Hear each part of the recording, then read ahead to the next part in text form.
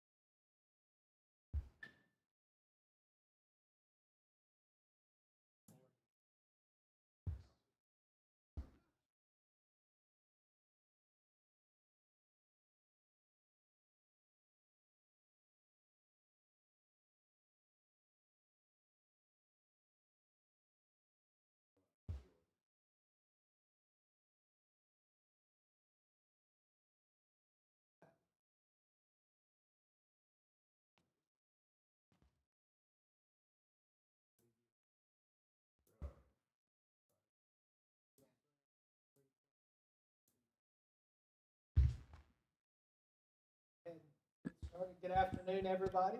Thank you for coming and joining us for today's budget workshop. Go ahead and call this meeting to order. 3:01.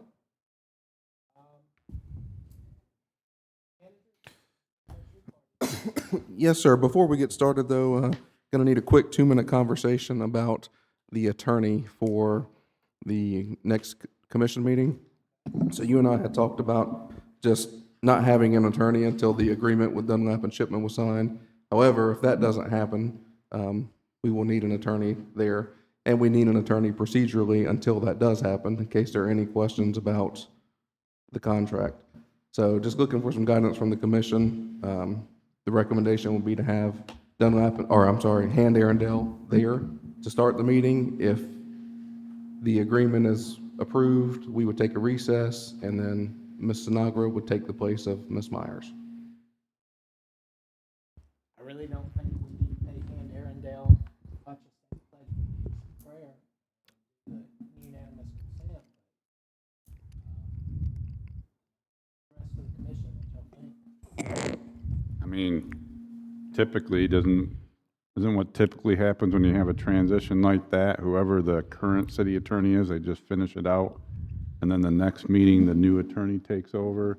So Because that attorney's gonna have to get prepared for the meeting, so.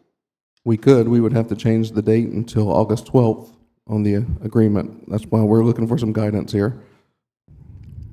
That's the way I think it should be done. To me, that's just the easiest transition, but. Well, our typical attorney's not even going to be available, so Rob Jackson won't be here, so it'd have to be Amy Myers. Mm-hmm. So, what are y'all's thoughts, Sam, Judy?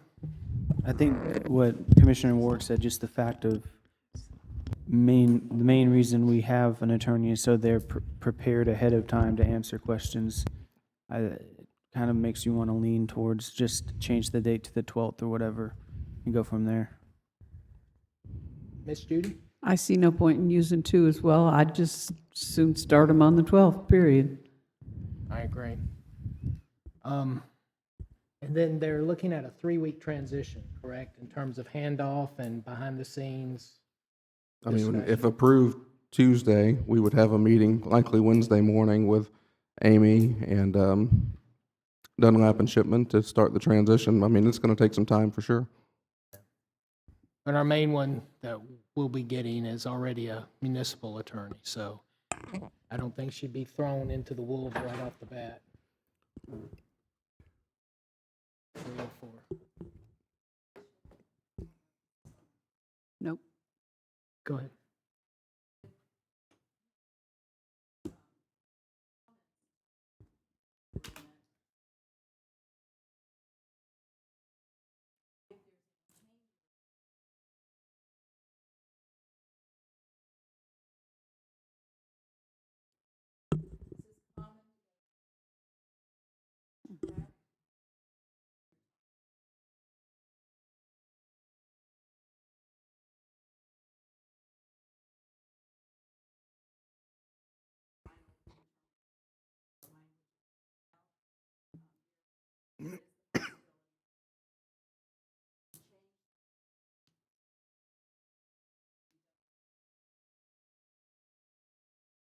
So you have some changes to the language?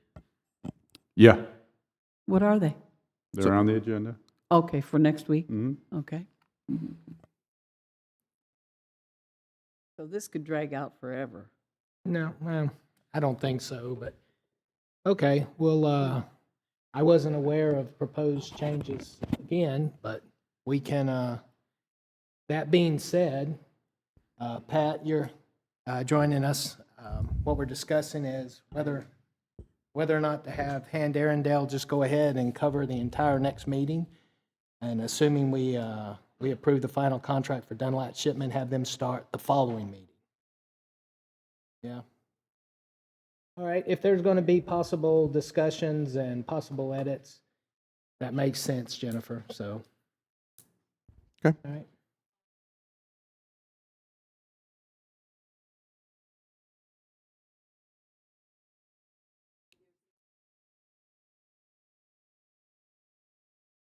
She was very helpful and, yeah, very friendly. All right. All right, so with that being said, we'll get started with our budget workshop today.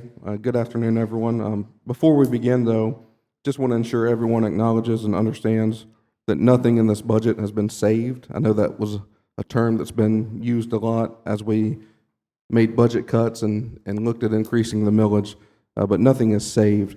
Nothing in the general fund is protected from these reductions. And still at this point today, we are not solving the problem, we're delaying it. By 2034, when the disaster bond debt matures, the city will have operated at a bare bones level for so long that other needs will have deteriorated, and we will be forced to spend years catching up, most likely by borrowing to complete the majority of the projects which we have deferred. There are long-term strategic goals we have discussed, such as a leasing program to replace our fleet and keeping it up to date. That's not going to be accomplished. Constructing our multi-use fields, and continuing to enhance public safety. We have reached the point where the city must decide what services to eliminate permanently, not temporarily, and what services it intends to continue to provide. If the expectation is to maintain everything we provide today, then we must significantly increase ad valorem revenue and add multiple non-ad valorem assessments or fees to cover the remaining expenses. You began that process the other night by setting the millage rate higher than normal. However, that still leaves a status quo in the budget. I also want to make it clear that given the current condition of the budget, if a sponsor does not come forward, this will be the first time that I can identify in 112 years that the city of Lynn Haven will not hold a July 4th parade. And this is not a budget that moves us forward. It's not a budget that positions Lynn Haven as a premier city or anything to move forward in a positive direction. It's a budget that sustains only minimal services for residents. There's no frivolous spending, no extras, no events, and none of the feel-good items as commonly referred to. Cutting staff is not a win, cutting events is not a win, and this moment is the result of years without sufficient increases and without earlier reductions from a few years ago. Those decisions have now caught up with us, and it's going to be the roughest budget we've probably ever had, at least in the past 10 years. But definitely want to thank staff for all the work on this. It's not over, and it's not going to be any easier, especially after today. So with that being said, we're going to start with our sanitation rates. I gave you all an Excel sheet to kind of look at the proposed rates for fiscal year 27. Harold has them. We can put on the screen. If there's any discussion that you all would like to do, I know some of you have had questions or comments about them. If you want to discuss publicly now amongst the commission, make recommendations. We can also model it on the screen if there's pricing that you all did not like. And if we can agree to something today, hopefully we can bring it to you all at the August 25th meeting, I believe it is, for approval. Well, thank you for that very somber opening, City Manager. And before we move forward and dive right into the numbers and spreadsheets and all that good stuff, Fellow commissioners, do y'all have any kind of opening comments or thoughts y'all want to share amongst the five of us and our fellow Lynn Havians that are here? Yeah, just any general opening comments y'all want to share. Yeah, I mean, I'll just say that Chris Lightfoot is not wrong. In the past 3 years, this has been the most difficult budget for me, without a doubt. Lost a lot of sleep over it, spent a lot of time on it. Budget season is never fun, but in terms of whenever you have to make hard decisions, but this one has been really rough. So I appreciate everyone that's taken the time to, whether you're staff or citizens or a fellow commission, thanks for all the work you put into it, because every little bit that's gone into this has helped tremendously, because this has been pretty difficult. Thank you for that. Any other commissioner have any thoughts they want to share? So this is one of the reasons why I was such an advocate to change the budget process. Before, it was like probably around the second or third week of August is when we would get the budget, have one-on-one conversations, and I brought it forward to change and didn't really go anywhere. And I'm glad that we started this a lot earlier than normal. And I think next year it will start even earlier. And that's why it's important to start these discussions earlier, so that we can open ourselves to different options. So I think that's one of the crucial pieces of this. Thank you for that. As the newest rookie on the commission, now 6.5 months on board, this budget definitely coming in eyes wide open. The last two city managers made a lot of different financial decisions, some of which were good and some were really, really bad. And the city is now living with those repercussions. $18.8 million, give or take, over executed, 7.1 on City Hall, 9.4 on the sports complex. A lot of rebuilding after Hurricane Michael, which was needed after a Cat 5, but we didn't build back to what we had. We built much bigger and much better. And those things were expensive. And right, wrong, or indifferent, that's where we're at today. So as we move forward with this, it is how do we address the budget with the debt we have now, with the income that we have for the city, and of course, the almost hanging over us like the sword of Damocles is Amendment 3, and how that shakes out could potentially limit our normal city ad valorem income by 40% negatively, 40 to 45, depending on estimates you look at. So the next 5 to 6 years are not going to be fun, regardless of who sits in this dais, who the city manager is, who the governor is. It's going to be really, really a financial challenge. We're all here today, regardless of where you're sitting in this room, because you love Lynn Haven. And so as you watch us go through this and as we try to figure this out and do the best we can with the city's tax dollars and be good stewards for our fellow citizens and taxpayers, there are going to be no easy answers. So, it is what it is at this point. But all we can be is honest, transparent, and fair about it, and make it very clear as we struggle and as we go back and forth on issues and functions and what to keep and what to cut. We're all in the rowboat together. Rising tides lift and sink all boats at the same time. So it is what it is. Anything else before we get started? If not, City Manager, it's all yours, sir. Yes, sir. Would just like to ask the commission's feelings on the proposed sanitation rate increases. If there's anything you all would like to model or change, we can do it. So I already talked to Chris about this a little bit via email, but I do think that if it were me, I would like to raise the price of the 2 cans customers to offset some of the raises from the single can, because, truly what we're paying for here is ultimately the staff time and the equipment to carry loads of garbage and sanitation products to where they need to go. And if you're really doubling up the amount of garbage you are bringing, I mean, we're looking at like a small percentage increase just to have a second can. So in my opinion, I would like to raise the 2-can price higher if we can, to maybe offset the raise a little bit of the single can. Because I mean, we got 2,569. Just raising that a little bit more would be easy to offset some of the price of the single can owners. Commissioner Peel, are you saying like to 42.50 or to 45, or I can just throw it? Okay, yeah, so like, for example, see this proposed, like if you could raise the 40 a little bit higher to then make the 35 lower.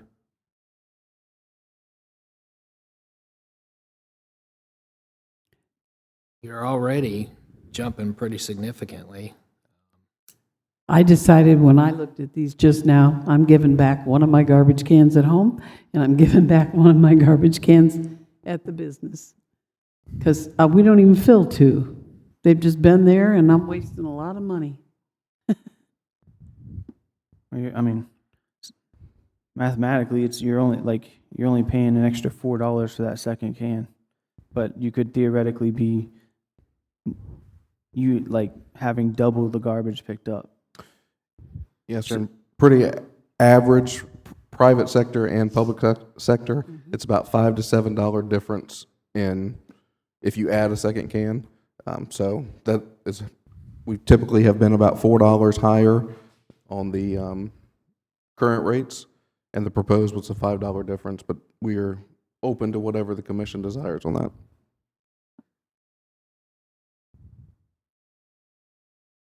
Does that make sense, though? You have more people that have one can than you do of people that have two.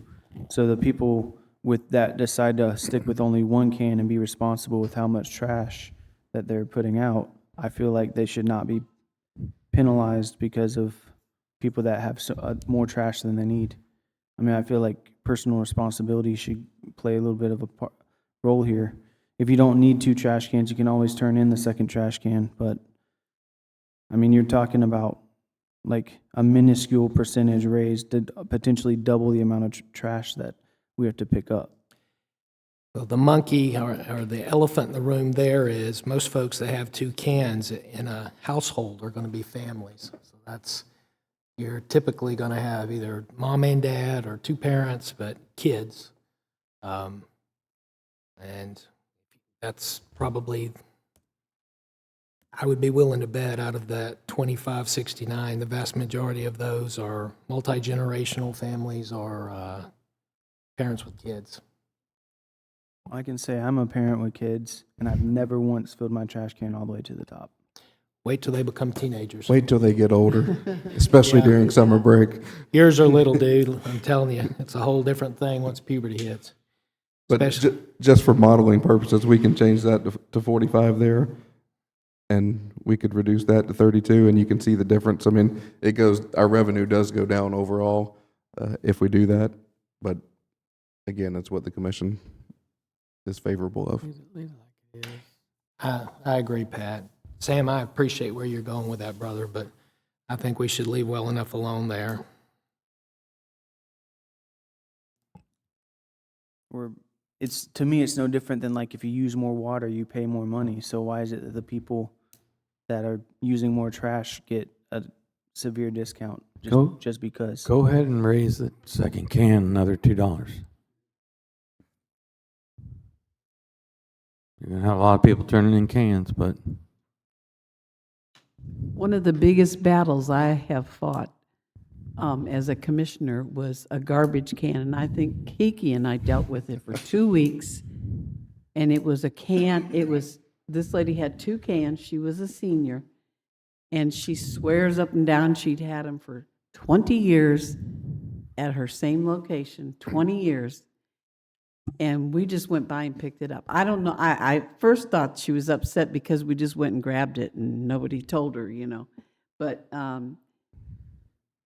then I started going by this lady's house every day to see what the whole situation looked like, because where she had the cans, they were quite open to everybody in the whole corner. And I think she had more than one person using that second trash can. Family member lived right next door, and I couldn't find a garbage can for them. So people get really funny about, and I know it sounds minor, but I'm serious. I will drop both of my second cans at work and at home just to save that. I never used my second can. I think I'm getting charged. for that. And Yeah, I'll- you don't use cans at your behind your place. But No, see, no, I we have a dumpster dumpster. too. We're in the commercial world, which,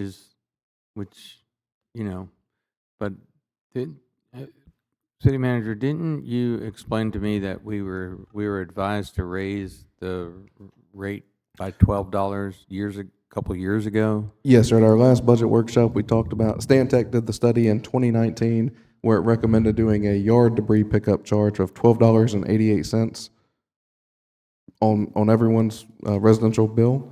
That was never implemented, so the yard debris is just incorporated into this price. I mean, we could leave our rates the same and do an increase of $12.88, another line item on the bill, but instead of doing a yard debris pickup, it would make sense just to incorporate it into this pricing and increase the garbage there and leave the yard debris as it is. One other thing before we get any further into this workshop today, fellow commissioners, if there's something you feel really, really strongly about, I'm going to ask y'all to share with the group. And, we all have to be on board with this, especially with the new state law. To not only, to pass the budget is one thing, but to decide on millage rates and all, which is directly tied to all of this, we all have to be on the same page. So if there are things that you have major concerns about, please share them. If there are things that are just no-goes or must-haves, please share them. Let's be open and frank and transparent as we can here.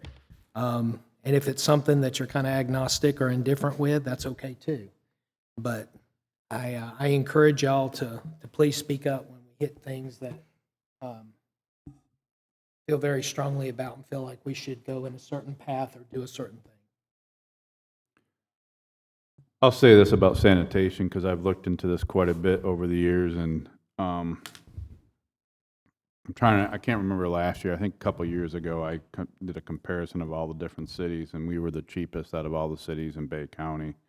And I think it's one area we do pretty good at, and one of the reasons we do good at it is, one, the city picks up the trash for residential, and the benefit to that is, because if you look at other areas, I think it was about 3-4 years ago, Panama City Beach had a special commission meeting, just talk about trash pickup. And one of the problems they were running into was the wear and tear on their roads. And so you got to imagine over there, you got 5-6 different vendors that you choose from, because the city over there doesn't pick up trash. So every week they get 2 pickups. Most of the vendors pick up twice a week. So you're talking an extra 10 to 12 trips on secondary roads. So imagine you're in a subdivision, 10, 12 of those vehicles going through your neighborhood every single week. And those vehicles are very rough on the roads. And then what they were running into was the road infrastructure wearing out a lot quicker because of that, on top of all the tourism and all the other things that they're dealing with. So I think that's one thing that we do well with, is since we only have the city only one picking up trash once a week. And I'm a proponent of that, because if you pick up twice a week, then you're going to put more wear and tear on the roads, and you're going to be talking about more overhead costs and that. So, but I'll do a comparison of all the other municipalities. Normally I do that beforehand, but I didn't do it for this one, to kind of see where we're at. But I'm almost positive it will still end up being cheaper than the others. So I just want to throw that out there. And Harold, if you could scroll down to the gray box there, just for our conversation. So the fiscal year 2026 budget had a deficit of $487,000. With the proposed increases as they are, we would have a surplus of $463,000. We have had a deficit the past 2 years, and that is because we've had to purchase vehicles and replace vehicles and equipment, which we will continue to have to do in this budget that you all have before you today. There's a new garbage truck and a new knuckle boom in there as well. So if we don't increase the rates and we purchase those two vehicles, we will still have a deficit in fiscal year 27 as well. And a current surplus of 2.7 in sanitation, I believe last time we looked. In the reserve for sanitation, 2.7 million was what was left.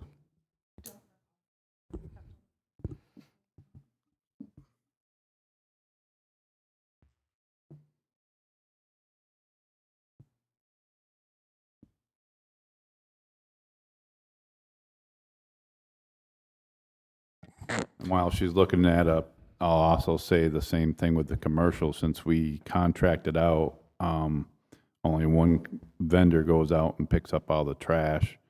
It's another benefit to help so that there's not as much wear and tear on roads, so. And keep in mind too, these proposed rates for the commercial increases are just for the ones with the cans. They're not for the ones with the dumpsters. We can also look at that, but right now we were looking at the can service. That's a contract, isn't it? Yes, sir. We still collect revenue on We that can and pay set the the contract. price. Yes, sir. Don't get crazy. How long has it been since the garbage rates went up? I've been here 6 years in September, and we haven't increased the entire time I've been here. Not since I've been here. Bobby, do you remember when the last time garbage was increased?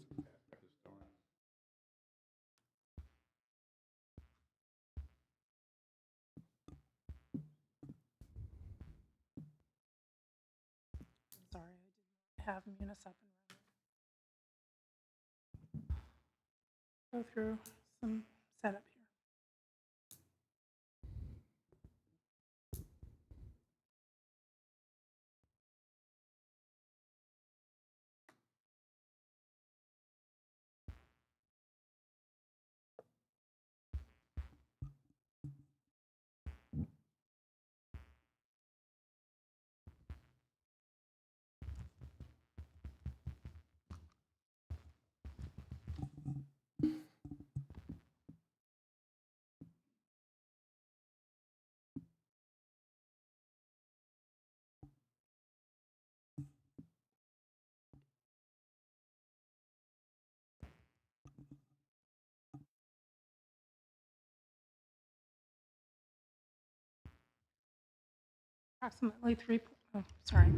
There's approximately $3.4 million in cash in the sanitation fund.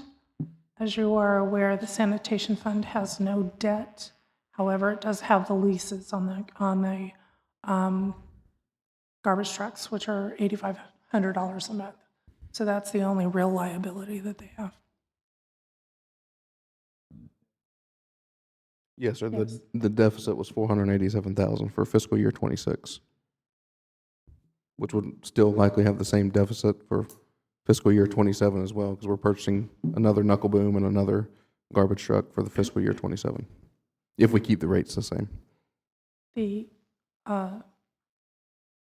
almost exactly the same. The document that you have in front of you for 27 has a deficit of $487,696.86. Almost exactly the same number. So you're talking $1 million between the 2 years.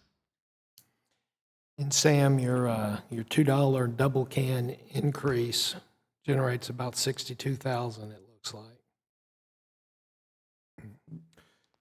So how about we do this? We can present on the 25th 2 or 3 different scenarios. This being scenario 1, as we discussed today.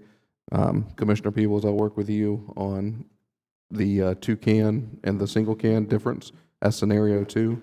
And then if somebody else had another suggestion, we could throw scenario 3 in, but at least have those 2 to present at the 25th if everyone is in agreement with that for a discussion at that time to vote on an increase.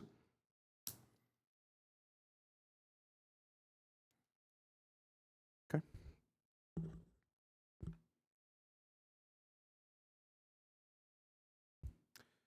Anything else for the sanitation rates?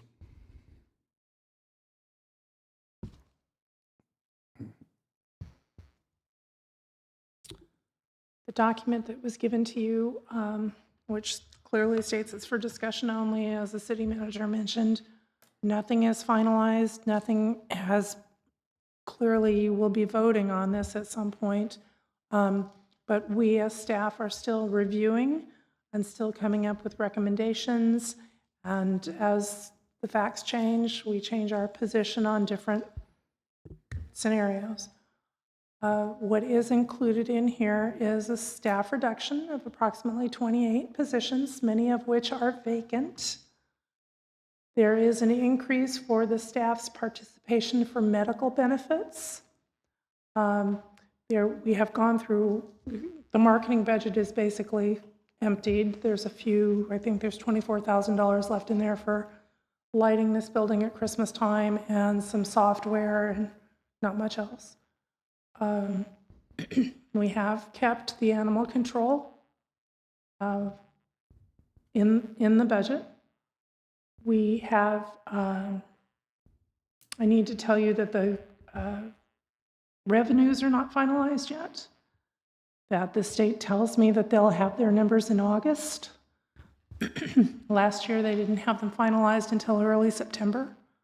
So the revenue numbers may change, will probably change, and I'll do my best job that I possibly can as soon as those numbers are available to update the worksheets that you have. Other than that, I'm happy to answer any and all questions you have. Yeah, so I've met with several of you. Several of you had questions, comments, concerns. Don't know if you want to go through every department today, or if there are specific questions people have we want to jump to first, but just kind of at the commission's direction of how you all want to proceed through this document. What do y'all think, team? I think we need to go through department by department. Me too. I agree. Okay. So we'll start with our legislative department, Department 511, which is you all. Overall, that is a 2% reduction from last year. And again, if there's anything that you all want to call out in each department, just stop me. And other than that, we'll keep rolling. Harold, do you have this document you could put on the screen? Harold, if you just put up my computer, please. I have one, Chris. The very bottom line, 554,000 dues publications minus 650. What was that for? For fiscal year 26? This for 27. Well, there's nothing in 27 budgeted for it. It was spent in fiscal year 26. Right. So what are we not doing there? It was likely moved to the executive. If it was a Florida League of Cities membership or something, we're paying it out of the executive on the next budget. I figured that was the case because I thought we all pretty much fell under like the League of Cities. We pay one membership, correct? Right. I figured that would fall under you as the city manager versus us as the quote-unquote legislative. But I wanted to verify. So next is the executive. Overall, this one has increased 33%. However, is because we were anticipating the city clerk position passing, and if that does, we will have the city clerk and the procurement manager funded out of the executive department and no longer funded out of the finance department.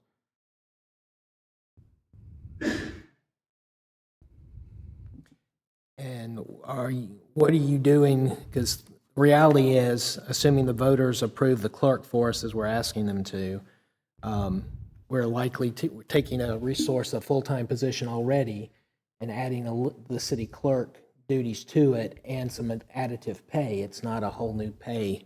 So what kind of number are you using for the clerk? We utilized a direct image of myself. So same annual salary, same vehicle allowance, just to have a number for the commission to work off of.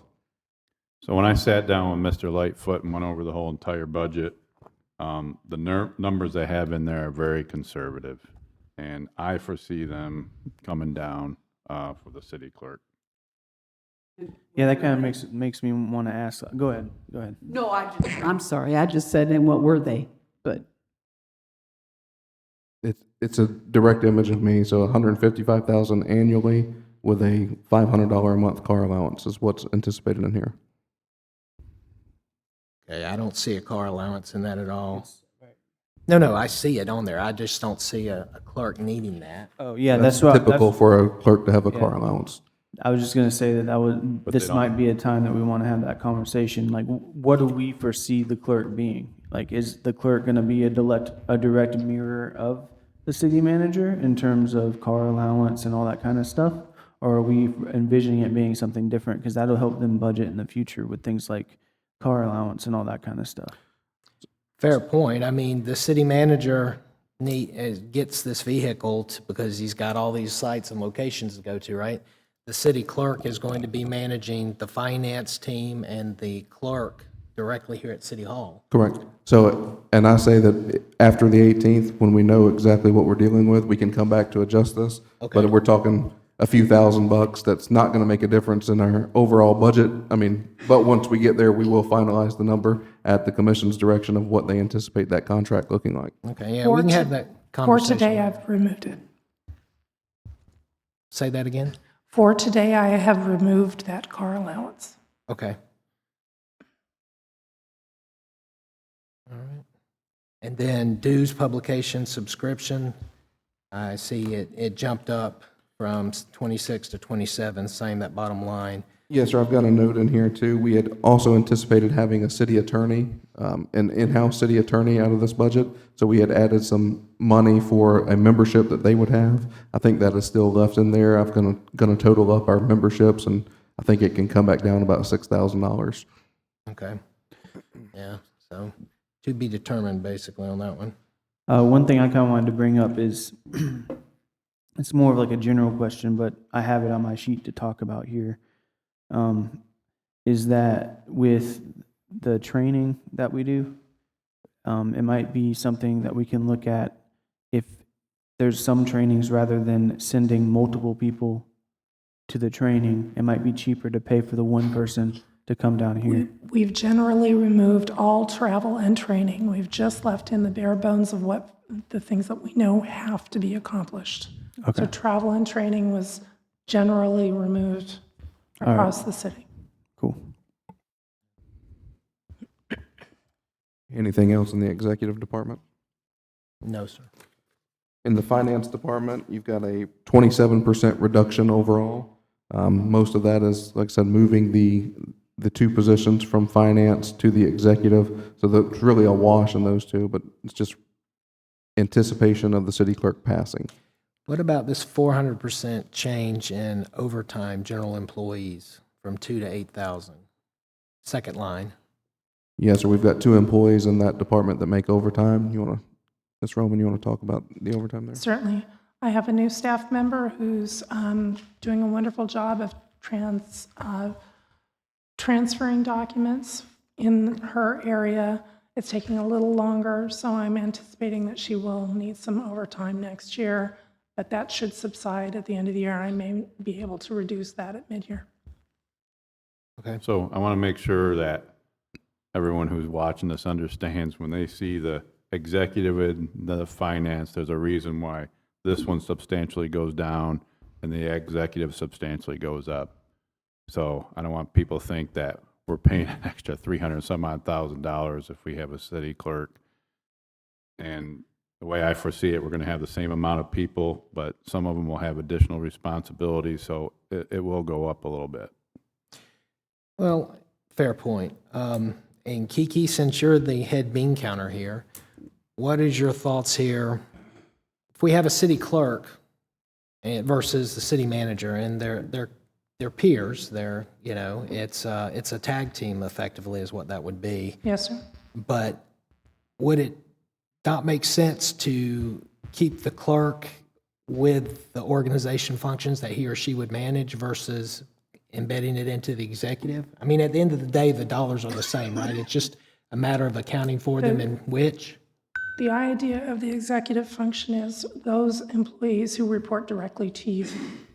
Okay. So if the city clerk passes, the city clerk would report to you. Right. That's the idea of the executive Because department. the city manager is a city clerk right now. The Sure. difference between the two, I just did the calculation. The executive department is going up 279, but the finance department is going down. It's a net of 44,000. That includes the increases to the staff that city manager just highlighted. Okay. So I know there's much conversation about the city clerk costing the city money. Yes, that's true, but it's nowhere near a full salary. And the anticipation is we're not creating a new full-time position. We're basically enhancing an existing. So the net will be what that person is making now that's ultimately selected and what they get approved by the commission to make as the clerk. That's the delta. Correct. The $44,000, 44,536. Okay. That's the difference. However, for clarification, the city clerk will not be supervising the finance department. Finance department would still remain under the city manager. The assistant finance director and the accounts payable and payroll would remain under the city manager. The city clerk would not have supervisory responsibility for those because that's a city function.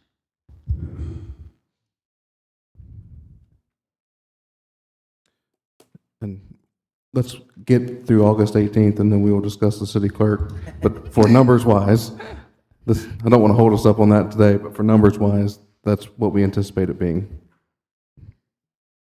Then I see one more on the finance. I see the second half of the spreadsheet, third one down, auditing OPEB valuation. That jumps up 900%, but from 300 to 2,700. Looks like just auditing expenses. OPEB stands for Other Post-Employment Benefits. We're required to audit that as a separate audit every year. However, every other year, it's just a minimal review. It only costs us $300. On the actual review year, it costs $3,000. So that's the difference. You'll see 3,000, then 300, then 3,000, then 300. Gotcha. Okay, makes sense. That's just a large increase, hence the question. But if you look at the historical data, that'll tell you it fluctuates between the two Yeah. numbers. 25 is 3,000. Yeah. But they do it every 3 years. Yeah, that makes sense. I see it now. Thank you. All right, we're at planning. Planning, we've got an 11% increase overall, but most of that is just adjustments. We didn't have Ms. Grand Prix in last year's budget until closer to the end after we hired her. The only thing I don't see on here, Chris, and it may be somewhere else or it may be something that we have to add potentially to discuss, but overhauling, we had talked about with our recent zoning/ULDC workshop. We've got 30 grand in there to begin that process. You have that under professional services other? Yes, sir. Okay.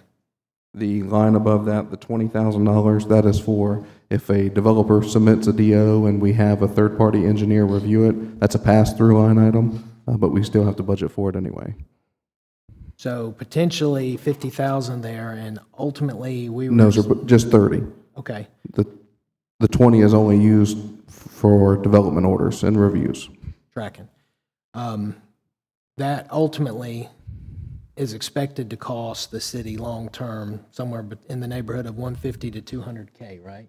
Depending on the in-depth of Yeah. what the commission decides, yes, sir. What we have them do.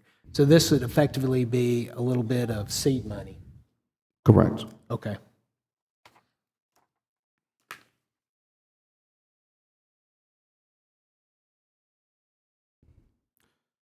Next one is our Public Works Administration. Overall, that's down 59%. We no longer fund any staff members out of that department. It's really just operational for the Public Works Administrative side.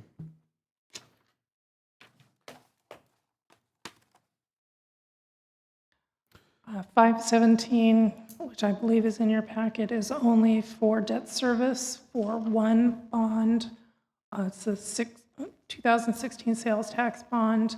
This is just a portion of that bond is split between water, sewer, and general fund. This is the general fund's portion only. There's nothing we can do to change this number. And it matures in 2027 according to our debt schedule, this one.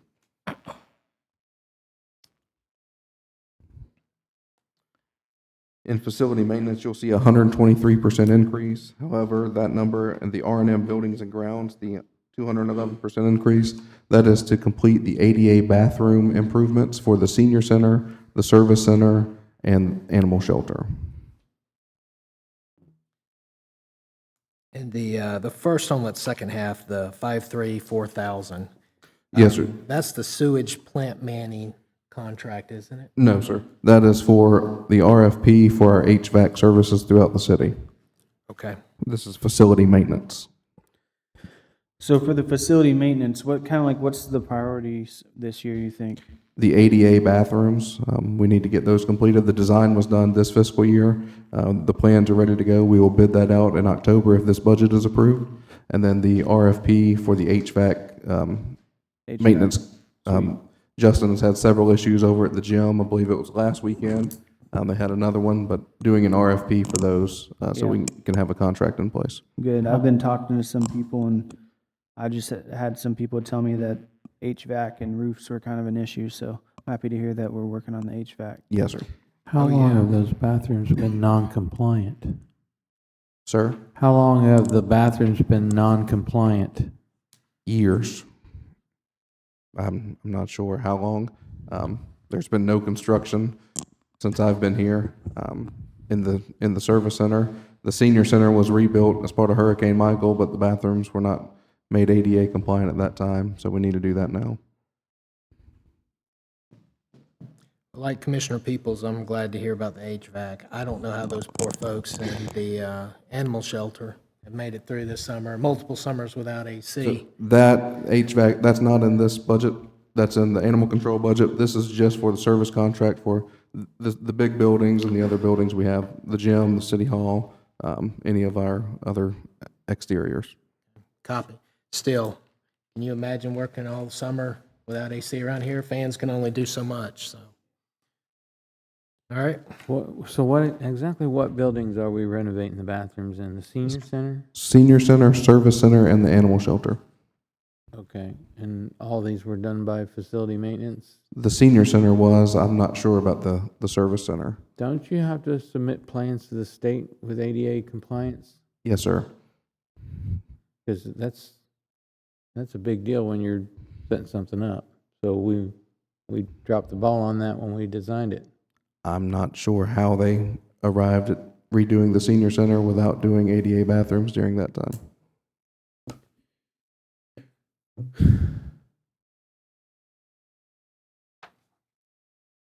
Yeah, you design Judy, you know this, you design a restaurant nowadays, you have a cook's line, you think it's a galley style kitchen or what, it needs to be ADA compliant on your line. You need to be able to turn a wheelchair around, or you need to be able to support the ADA efforts, when you're designing a kitchen even. Wow. Yeah.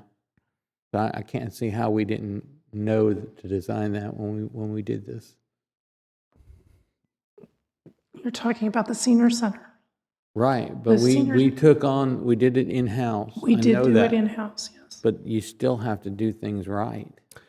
Sir, that is one of the reasons that some of the staff are no longer with us. Yeah. Next one is our administrative support, which is just our general here. This is also where our disaster bond is. The money is now funded. It will be transferred to the 101 account, but it's originally budgeted in here. What did you say, or who is in this administrative support category? The grant writer and River's title I can never recall. River and Maria, they do our grants Okay. and PIO. So there are two staff positions in this budget.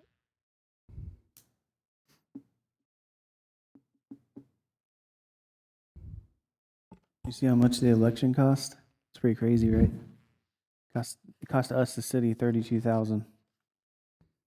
And then when there's a runoff election, we got to pay again. Kiki, on the bottom of the very last line on the administrative support, 549010 bank charges. What is that? The very last line, 5. 549010 bank charges. Bank charges. So when customers go into the utility billing department to pay their bill, if they use a credit card, the bank charges the city credit card fees. I'm sure those who run restaurants understand that. Whenever a customer uses a bank card, there's a fee associated that the city must absorb. Gotcha. We do charge a $3 transaction fee, however. On the revenue side, there's a $3 transaction fee. So if I go in to pay my water bill and I use my credit card, they add $3, hoping to recoup some of this. So there's a $3 fee if you use a credit card to Correct. not mail in, I guess. What if you used a credit card to call in your bill? Same thing. Still charge you $3? Anytime you use a credit card, there's a $3 fee. Okay, I'm gonna stop doing that too. So if you use your bank, it's free, right? Yes. And we don't use any independent person anymore I don't, as far as credit card company? We go directly to the bank and there's nobody in between. Is that what you're saying?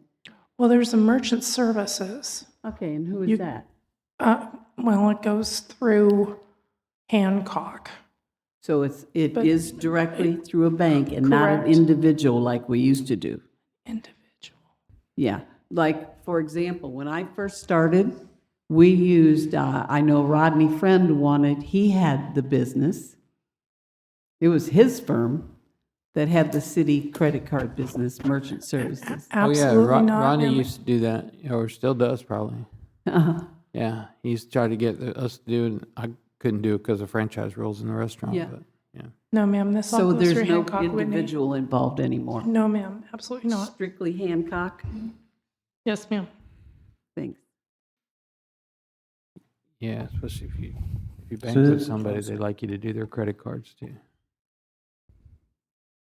So this is kind of, it falls under administrative, but not necessarily this specific department. But just brought to mind, someone brought an idea to me yesterday that I think is pretty good, that we should probably start an initiative to reduce the amount of printing we're doing around the city. Because we know how much paper and ink cost. So I don't know if we can somehow get some way to find ways that we can, I don't know if it's something as simple as like, maybe it could be that you request the agenda ahead of time if you want it by paper, because we have it available on Civic Plus. Or if around the city, if there's certain things that we can make more digital rather than printing, because, I mean, we're going to the digital age. We have the tools now to make it to where we don't have to print as much. The largest printing expense is the mailing of the utility bills. And that you'll see in a later budget. That's Arista that sends out. If you receive a printed bill at home, the city pays for the printing of that bill. You can sign up for automatic payment, and then you don't receive any paper. We don't pay Arista to send you a bill. It's far more economical for you and for the city. So on I would average, encourage everyone to sign up for autopay. on average, how much do you think it costs per bill to send out, to print? The monthly bill, I think, is about $7,000. What I'm getting at is we could incentivize people to switch to digital by giving them, even if it was a small discount. Do we already do that? Or do we charge them? Do the people For that get mailing digital Oh, we'd bills? have to put it on the fee schedule. We do not charge extra to get a paper bill. Is Yeah, that where you're going no, with the this? opposite. If you go digital, then you get a discount. Given our circumstances, I would go the opposite direction. But it would incentivize people to switch over, so it would be a savings to Either us. way, correct, but we would need it in the fee schedule either way. So like, for example, if it costs 50 cents and we gave them a 20-cent discount, maybe 20 cents a month would save us 30 cents a month per bill and save them 20 cents. So it would be a net positive for both parties. Perhaps. I don't know what additional staff time would be included. Plus, you'd have to include those that are already getting it digital. So that's not in that $7,000. because Right, they're not that's why I was asking per bill. Okay. Any other questions from administrative support? No? Moving on to the IT, we're down overall 14% in that budget. I had a few questions from commissioners on this one about the computer software support, just all the annual fees we have for different programs and different things. Is wrapped up in that computer network support and other contractual. That first category, Chris, 531030, IT network services. That's about a 3/4 drop there. What's driving that line? We've included Green Geeks and Ninja One. I believe Ninja One is the backup for the cell phones. Is that correct? So the text messages that the city employees receive on their city cell phones has to be recorded for public records. That's Ninja One. Harold, did I get that right? Thank you.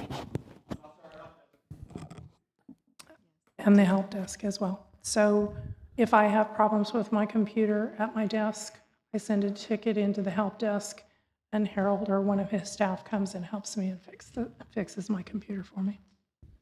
And do we, are we in any way obligated to the sheriff's department for any part of our IT? Are they at all connected to our IT? It's in the police The department police budget. department budget. And which budget is that? Police department. Okay. And the company out of Tallahassee, I was given a $200,000 a year figure. ECR?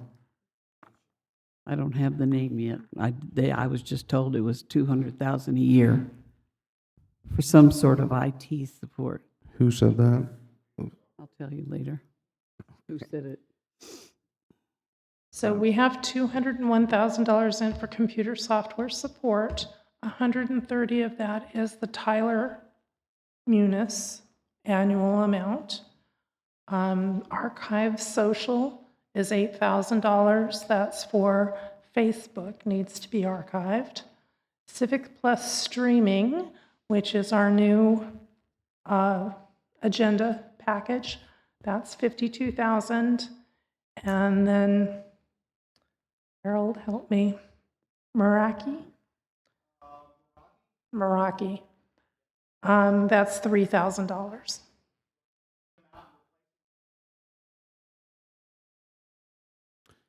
Okay. The ECR you're referring to is in contractual, and it's budgeted at 158,000.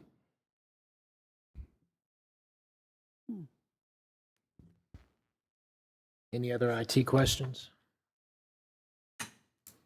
What does Meraki do? Is Meraki when your internet goes down and it picks up? Is it like a backup modem?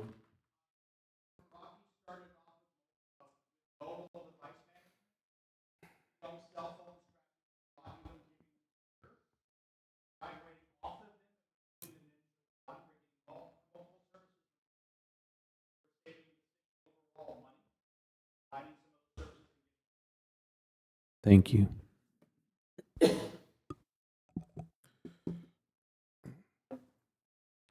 So all told, the IT budget is going down $123,000. Okay. Thank you, ma'am. Next, we have our police department. Overall, it's an 18% reduction.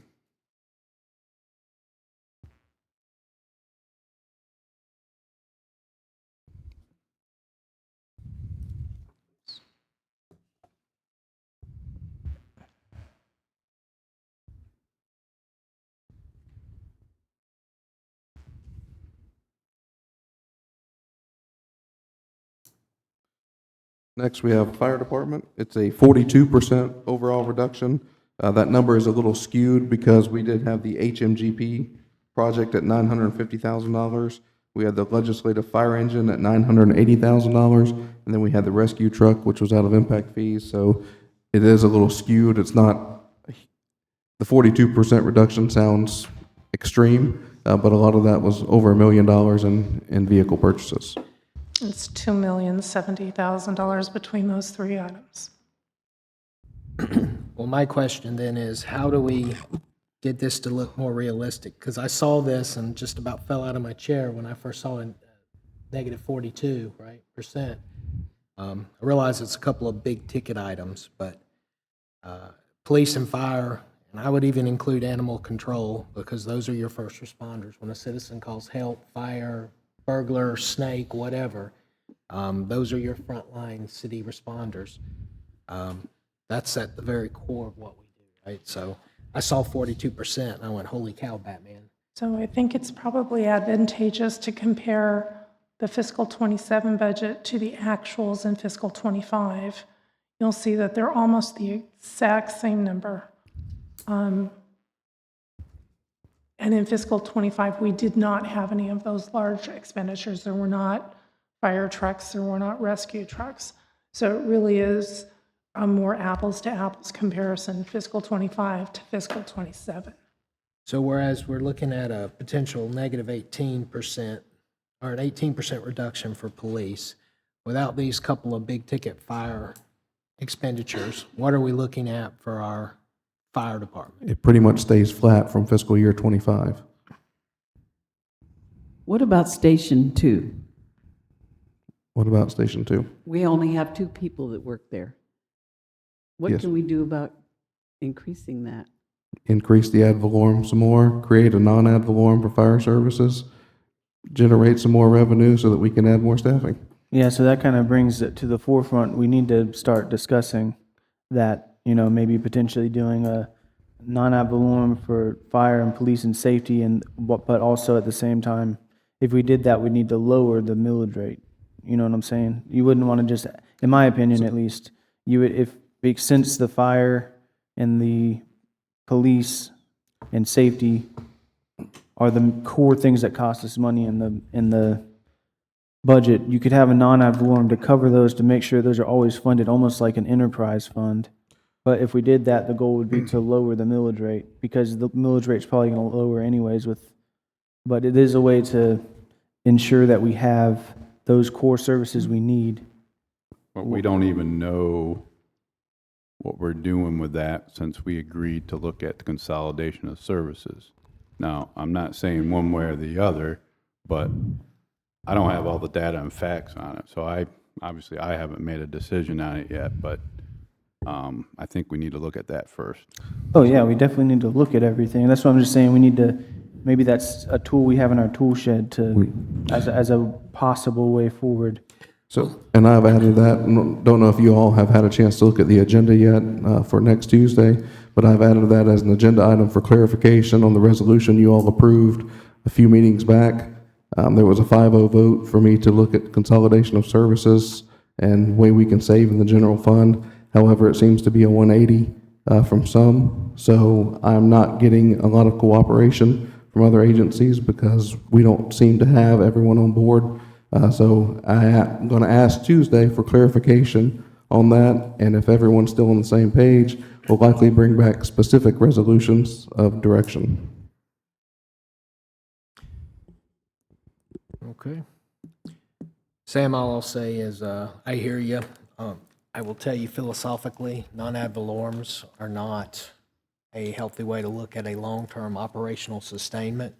Philosophically, I think that's just the wrong way to go. However, if Amendment 3 passes, that really becomes the only tool left in our toolkit as a municipality to ensure we fund our core services of police, fire, rescue kind of stuff. So what happens with Amendment 3 will really make that path more clear, But this isn't a Lynn Haven or a Bay County thing. This is Florida-wide.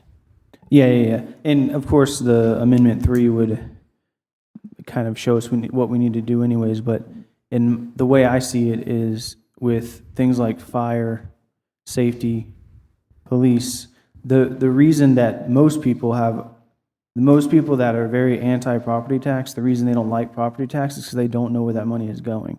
Because it just goes into a general fund, and then whoever owns that general fund has the ability to spend that on whatever they want. If you have money to a specific area, it's only allowed to be spent on that specific area, and that makes people, when they spend money, more comfortable. Like, it makes, like, in general, people are more supportive of paying a water bill because they know it's paying for their water, versus if we were to take an enterprise, let's just say theoretically you were to take the water bill out and put it into the general fund, which you can't do legally, and there's a reason why. Let's say philosophically you could, then you would just raise the millage rate, and then people would be even more mad because they'd say, well, why is my millage rate going up? And then you'd have to explain, well, we got to cover the water. When you have it on a water bill, you know exactly where that's going. And that's why enterprise funds are so important.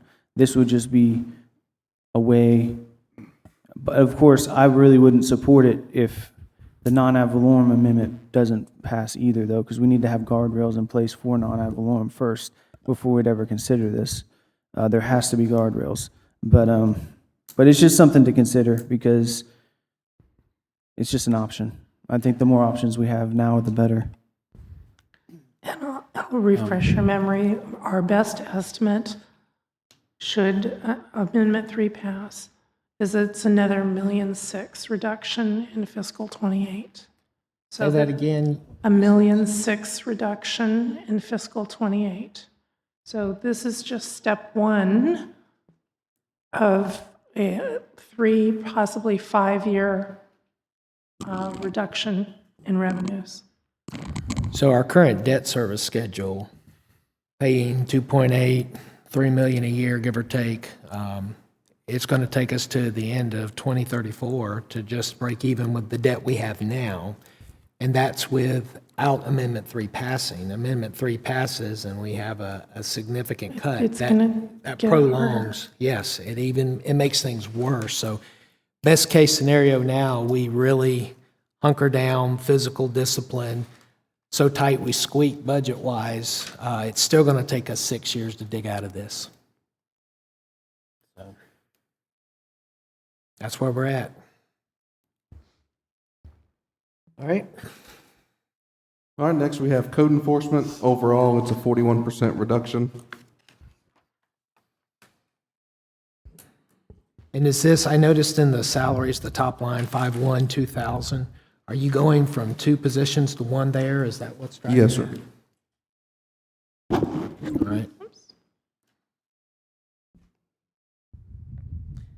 Protective inspections, that's your building inspector. Yes, is sir. it not?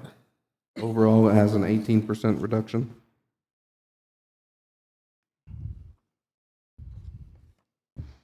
Any questions? Teammates? All right.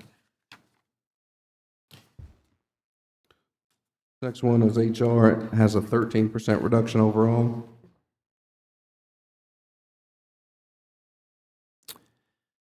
So going from 2 full-time HR employees to 1 in line, the top line, 5/1/2000. I did have in the first 2 lines on the second half of that page, 531,002 and 531,081.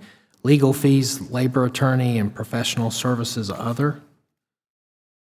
What are So the first $20,000 would be for Kayla, who you met the other day, and her associates. That's our labor attorney's firm. And then the $20,000 for professional services other. We have Public Works Director for the head hunter. I'm not sure why that's still in there. Say that again, Kiki? Yeah, that should have been removed. Yeah, that probably could come out. So the second strike. Now, for the labor Oh, attorney, this also includes Kildare. Kildare is the way that we advertise for open positions and find new staff members. and how much is that? I think it's somewhere about 20. 19,876, I think it was, or something. I remember that number. I'm impressed. That's probably not it, but it's definitely it. So circle back to the labor attorney here for a second. So my understanding is Dunlap and Shipman will have that capability. They said they couldn't handle Social Security specific issues, but they did have HR attorneys. Which makes sense for us when, if they can't handle one item, we should keep the $20,000 in here in case it's a one-off. Yeah, I'm just asking the question because I was like, well, do we need a labor attorney when our new one price fits all law firm? That's only Can't provide 44 that. hours. Ma'am? It's only 44 hours of an attorney's Yeah. billable rate. I know it's a great selling point, but I've never met a 100% capable law firm that can do everything that you need them to do. They'll hash it out at some point. Okay. So that's what we're here for, to ask questions. And we that's- can that's- remove it later on if we find that we're not using it. Kiki, for whatever reason, ma'am, I can barely hear you. Oh. You sound like Charlie Brown's teacher. Wah, wah, wah, wah, wah, wah, wah. So, Is that better? yes, ma'am. All right. And then going on down HR here, I see line, what is that? 55-1000. $5,000 for office supplies for an office of one. And then there was a special event supplies, two below that, 2006 for $15K. The special events is the wellness program that's fully reimbursable through our insurance. Okay? There's an associated revenue with that as well. They cut us a check based on our performance with the medical benefits. So if we have a lower amount of claims each year, they send us more money to do events and encourage our staff with healthy lifestyle changes. Like the health fair, Yes, sir. that was awesome, by the way. Oh, good. I'm glad you Yeah, liked it. I really enjoyed it. Good. And I guess the office supplies, that's pretty much everything. That's- That we'll be doing a lot of in-processing and stuff, but that's So- all your paperwork-related support. And so that you know, citywide, computers, laptops, printers, that sort of thing, we call those office supplies. Okay, So if you see a large number in office supplies, it could include laptops or desktops. okay. Thank you for that. Is this workers' comp just because this is the first workers' comp, unemployment compensation? Is it just because this is the first time in 3 years we've had to pay that out? Like, why is that line item Your there? mod Because is, of the expectation of cutting positions. Oh, got it. The expectation. Cutting positions. your I modification. should say projected. Any other HR questions? Bueller?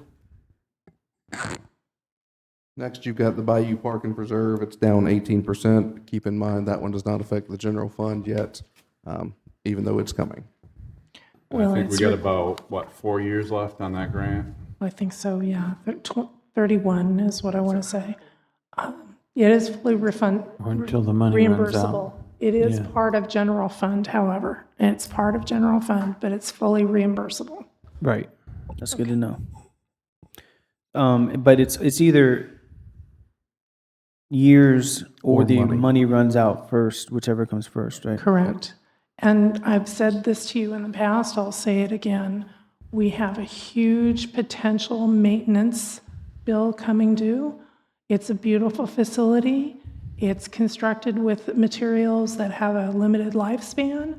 All that cedar out there, which is absolutely gorgeous, is going to have to be replaced at some point. So that's coming. It's going to Hopefully be a before the big bill. grant runs out. It's a really pretty place if you're out there at sunrise. It's It's beautiful. gorgeous, Sunset too. but it will end up being very expensive. For what it's worth, that tied for first place in the government day for favorite park, so. What was the other? I think it may have been Sheffield. Yeah, which was actually different than the adults voting. The adults, I think, picked. I think Channel 13's been putting a camera on it in the mornings lately, and it really looks good, so. Next, we've got the utility billing. It's down overall 6%. However, none of the staff is funded through the general fund out of utility billing anymore. They are now spread out over the enterprise funds. We started that last fiscal year.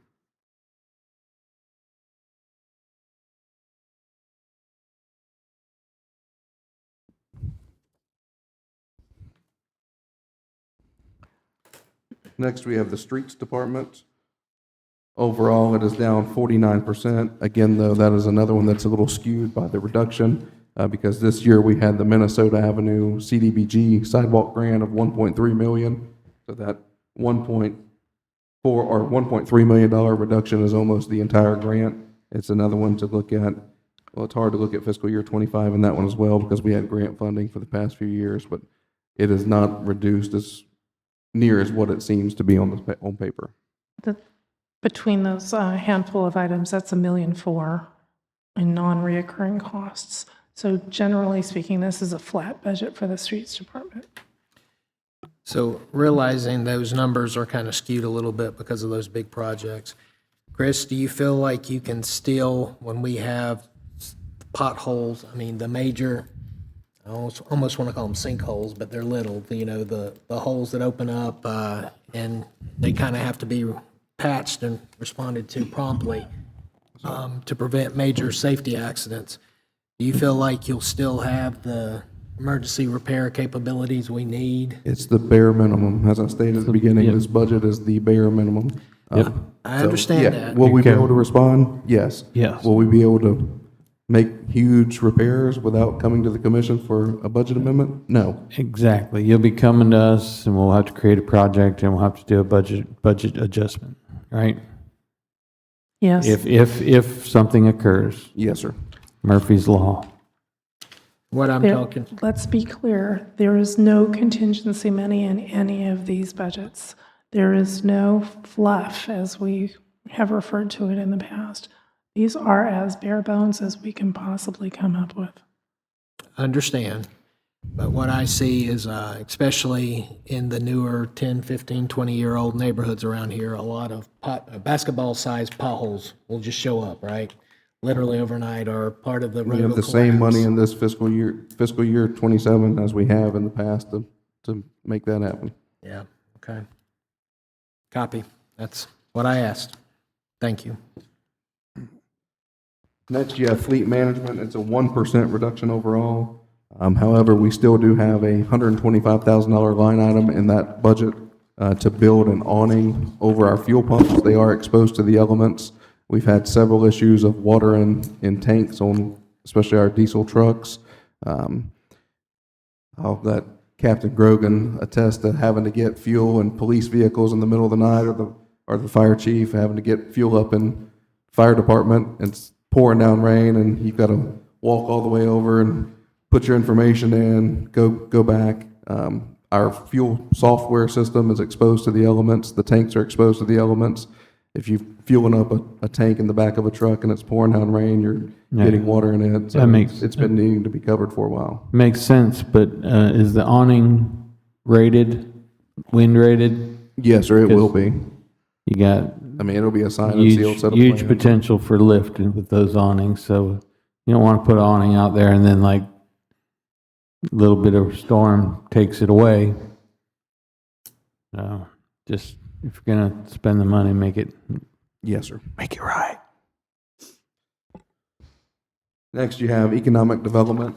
This budget shows an 88% increase. However, that is a $3.7 million grant for the Florida Ohio Avenue project that you all approved last meeting. We have adjusted Mr. Jenke accordingly. He's going to be funded a little more this year out of CRA. And we have eliminated some of the programs that we have been paying for, such as the EDA, and can't remember the other one, but eliminated some of that. So that budget has came down overall aside from the grant.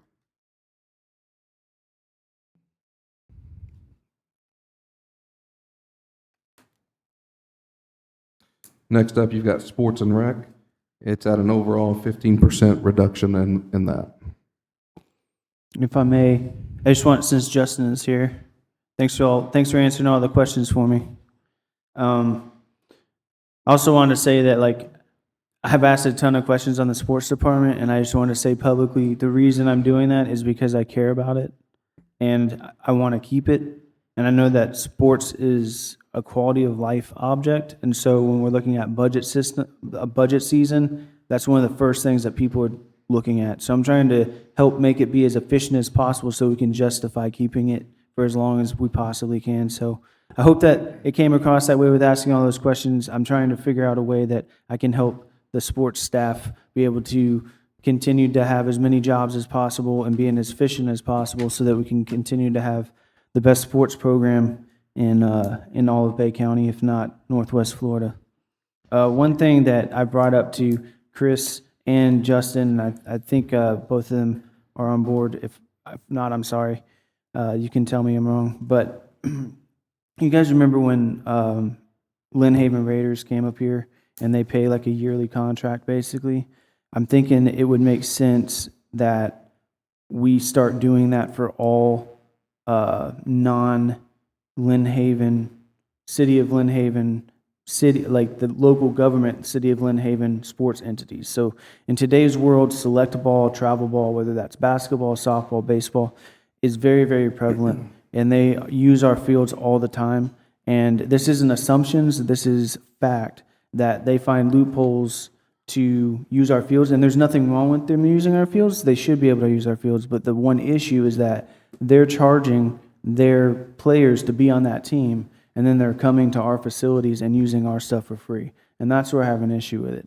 So one way we can help staff keep an oversight over that to make sure that it's fair for everybody is that we should start doing the contracts with those teams like we do with Lynn Haven Raiders. That way, they just pay a one-time fee up front, whether that's by season or by year, and that way all they have to do is make sure that they do the teams, all they do is they make sure they schedule like they're supposed to, and that way staff doesn't have to walk around and make sure that they've actually paid to do these private lessons, or whether that's the batting cages, private lessons at the batting cages, whether that's practicing without ever paying to use that $35 to $75 an hour fee.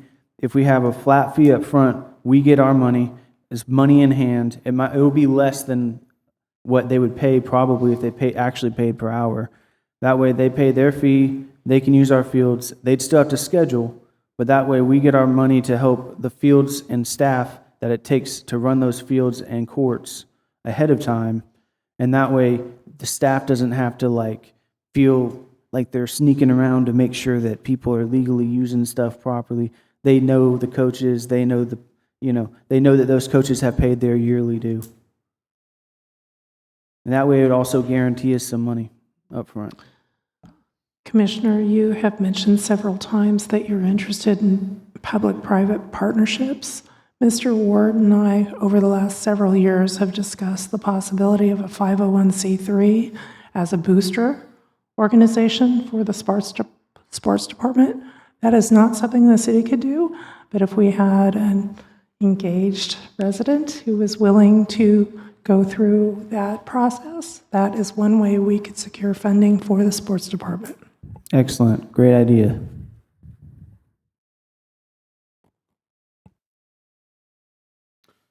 All right, next we have our Parks and Grounds Department. It has an overall reduction of 14%. Again, no capital or no vehicle purchases in any of these, including parks. So when I was going over the budget with Mr. Lightfoot, one of the things I discussed with him was the one on the bottom on the first page says Tree City for $45,100. That is for our tree giveaway. It's not something we get reimbursed for. However, we get, so what do you call that? We're known as a Tree City. Recognition, But there's no benefit that comes with that. And you have to spend, what was it, $2 and something? $2.05 per resident. So my recommendation is to do away with it. I know agree. that's I know it's not going to be popular and people are not going to like it, but we're at that point. Yeah. So now if we were to get some money back, like let's say half of it or some other benefit to it, I would rethink it, but that's just the way I feel. Let me ask you this. What is the number one deterrent of stormwater? Trees. So we need as many trees as possible in our community to suck up all that water. So to me, I feel like that's a good investment.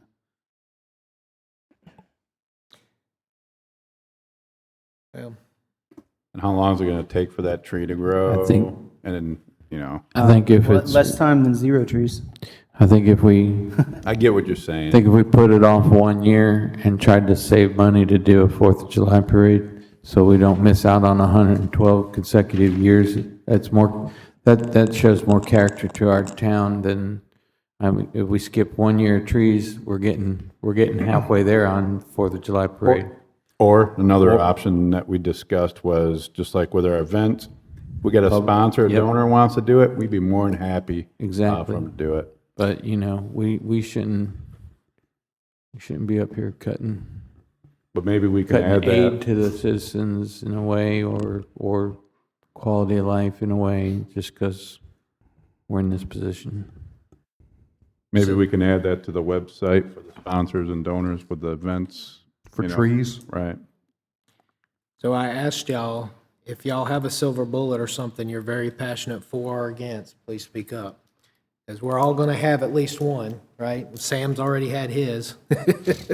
But when you have it, speak up. And that's not a bad one, Jamie. I agree with you. Yeah, I mean, and I'll say I'm not gonna die in the hill with the trees. I get where you're coming from. I just wanted to point it out that, like, it's not as simple as a $45,000 loss. It will save us money over time. But Pat made a good point. I mean, it was $45,000 that is coming out of the general, well, coming out of that department that could potentially be used for something that people would rather have. I mean, it makes sense. We need to figure out from the public what's more important to them. And we all, after Hurricane Michael, I mean, we all cleaned our properties, our yards. Many of us paid out of pocket and planted trees, and those trees are 5, 6 times what they were when we planted them in 19 and 20. So they'll continue to grow, but if you're dependent on the city to give you a couple of trees to be your only arbor So for- savings, that's kind of a problem. So simply for discussion purposes, I've removed it for now. All right. So you're saying we don't get any grant money or anything for those trees? No. Man, that was not what I was told in the past. me either. It's a good to do, but Yeah, I'm just saying. Being a tree city, I did some research last night, does give you the opportunity to get grants. However, to my knowledge, we've never received a grant based on being a Tree City USA.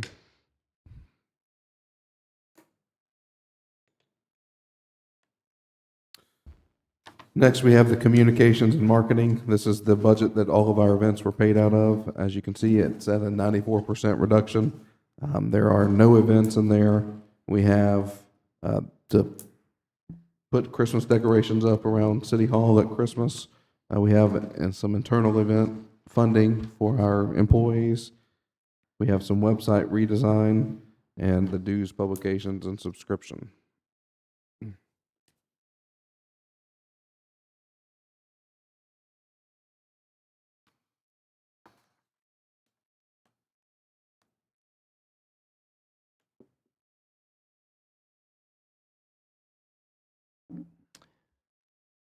And lastly, in the general fund is the animal control department. And as you can see, we're at a 13% reduction on that.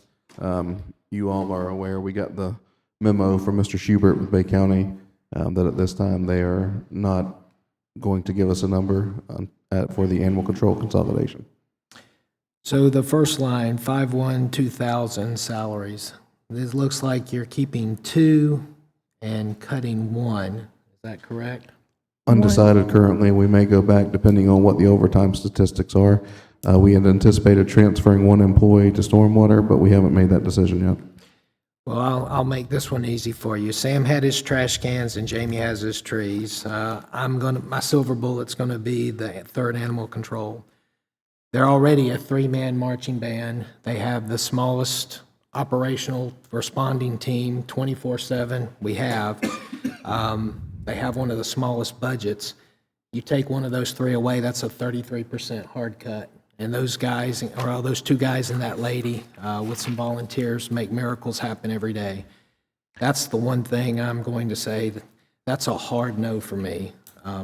Harold, I need you to take my screen down, please. Say that again, all I heard was won't, won't, won't. She's talking to Harold.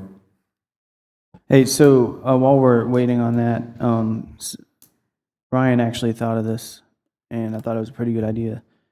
So we have it in our ordinance that you're supposed to register your animals, certain animals, right? Of course, I will never support people knocking on your door telling you need to pay for your pets. What I would say is if we as a city, maybe through marketing or whatever, is promote that, hey, we would love for you to follow this and pay the registration fee for your animals because it goes directly towards, if we find your animal, it funds animal control so that we can get it back to you as fast as possible. Because it's a safety, it's a direct amount of money that's going directly to fund the animal control so that they can use that money to get your pet back to you as fast as they possibly can. All right, Harold, Yeah, we can go and if back. people are so passionate about wanting to keep our Lynn Haven animal control versus well, everybody who has a pet needs to pony up and pay their registration fee so we could sustain the animal control. Copy. One way to incentivize that, it won't be popular, but one thing you could do is, of course, like I said, I would never support knocking door to door to ask people, hey, do you have a pet? Hey, have you registered them? I feel like that's kind of anti-American. But one thing we could do is, if we need to further incentivize it in a negative way, it would be if we get your pet and we find out it's yours, the impounding fee will be higher because you did not register your animal like you were supposed to. You talking microchip or something, the additive registration with the city? Yeah, so the way the ordinance reads, you're supposed to, if you have certain animals, you're supposed to register them with the city. I would venture to say that most people do not because they probably don't know it exists because we don't really enforce it. Because it's kind of crazy to walk into someone's yard and be like, hey, I see you have a dog. Did you register it with the city? Because that's kind of crazy, And right? it's an annual fee. But yeah, there's like an annual $6 or $10 fee that you're supposed to register your animals to help fund the animal control so that they can take care of your animal and get it back to you. If everybody paid the fee, that the extra person's salary would be covered easily. I thought when we went over the schedule fee, I don't know, I think it was a couple years ago or something, I thought we had already increased that fee for non-registered animals. I can't remember. off the You top can of my head. increase the fee, but we got to get people over there paying. Yeah, I was more talking about specifically the impound fee if your animal is not registered. That's what I'm saying. Oh, I I think we got you. did increase that. Okay, my already. bad. I can't remember, but Yeah, I it's think we did. such a random or one-off there. And just to clarify, part of this is, and I've said this since I joined the commission, I see animal control as really a first responder. They are certainly the junior partner in our city first responder, but if you're a little old man or lady and you have a snake in your house, or you have a rabid raccoon, which we've had recently, you have some massive dog in your yard attacking your dog or your cats or whatever, and you're asking for help and response. Not everything is bad guys, right? Sometimes it's bad animals. And so I view them as part of that front wave city first responder force to protect life and property here. So I think they're just so small. I really think we got to figure out a way to keep that very, very small 3-person team whole and functional. And I'm Harold, willing to you may help put- do it, but I'm telling you, that's my silver bullet. I'm sorry. No, that's it. So I've put that staff member back in. And now we're at $361,000 for the animal control. That Okay. does include the HVAC system that you were asking about earlier, Mayor. That does include the HVAC. It does, 35,000 for That's the a HVAC. 2% increase. 30, how much was the HVAC in total? 35,000. And then it's got in R&M Buildings and Grounds, $50,000 for renovations. Yeah, that facility's in rough shape, and they have no HVAC. They haven't had HVAC. I don't know how they get through these Florida summers without it. Fans only do so much, but, yeah, we were going to do the HVAC whether we had 2 or 3 people there, correct? So it's still, the facility will still be maintained and upgraded and added HVAC, whether it's a 2 or 3-person band. If that's the intent to keep animal control, then we have $85,000 in there to make some renovations. I think it's one of the most honorable things we can do as a city. Thank you for that. And for clarification, of the 3 employees, 2 are the only ones that can respond to animal issues. They're the full officers. Okay. If that's something we need to look at for the 3rd, we can, but Understood. All right. Any So other that's questions the for end. animal control? That's the end of general fund. Kiki, while we move on to CRA, could you do, I was going to show them where we ended up on general fund. Did you want to go on to the others departments first? yeah, we'll go over those first, but calculate out what 2 additional firefighter EMTs would cost per shift. 6.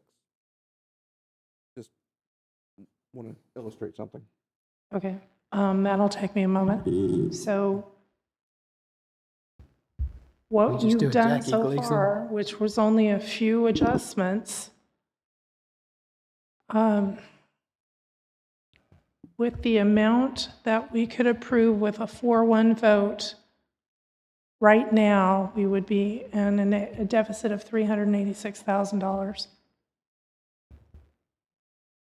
If you went up to what you agreed on at the last meeting, we'd have a surplus of 126, which I know for sure is not going to buy 6 firefighters. No. That $126,000, that's, yes, it technically would get us in the green, but realistically, when we have things break, that's basically, that might not even keep us at zero, budget neutral, when we have things break and emergency repairs and responses through the year, right? So, correct. With 0 capital in the general fund, that is 0 vehicle replacement in the general fund, and that is still staff cuts in the general fund. As the new guy, 6.5 months into this, I completely understand the aversion to not raising the millage rate. The millage rate hasn't been raised in, 3 or 4 years. Expenses have gone up significantly. Operating costs have gone up extensively. The city operated this past year at a deficit of almost $3 million. Can't do that and stay physically solvent, right? So, yeah, this is, it is what it is at this point. We just can't continue doing what we've done and expect different results. That's what a 4-1 vote would look like, 386,000 deficit. That's assuming 4 of you can agree at 4.35.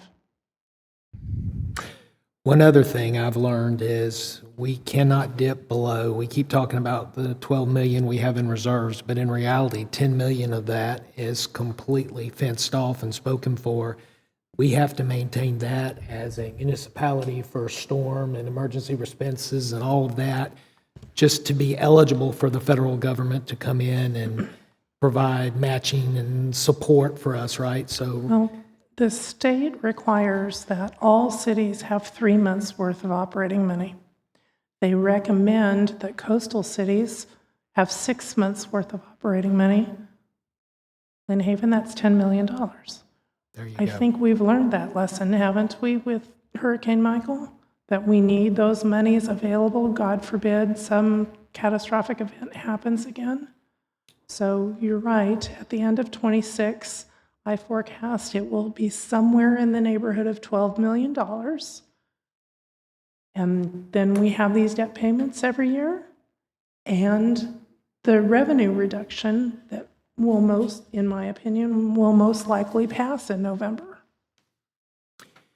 So my point in bringing that up is to say we don't really have 12 million in reserve. 10 of that is fenced off with a barbed wire fence around it. So we're really at 2 million. And Yes. realistically, Yes. yeah. All right. All right. So moving on to the CRA, overall, the CRA is down 36%. We have removed some of the program, or I'm sorry, the programs were in economic development, but we had some sidewalks on this one, and it had some grants, assistance as well. The 10th Street, stormwater improvements wasn't included in the original CDBG construction, so we're gonna do that in fiscal year '27, as well as continue in the sidewalk master plan that was put together. I just have a general question of the CRA. It's always been what I've been told and had the assumption is that we, as the city, do we pay any of our general fund to be able to have a CRA, or is all that money come from the county? All of our CRA budget, where does that come from? No, have it comes been- from the county and from the city.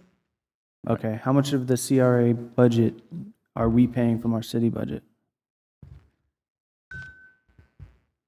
Probably about 40%, or no, about 60%. I don't know if Ben, Ben, you're welcome to come up, subject matter expert You here. remember off the top of your head? 600,000 from the TIF. Yeah, so overall revenue, I think I'm estimating about $1 million for the next fiscal year. Around 400,000 should come from the I've city. got 540 at the 4.35, which is the 4-1 vote. I've got $548,000 coming from the city to the CRA, 710 from Bay County to the CRA, grand total of $1.2 million.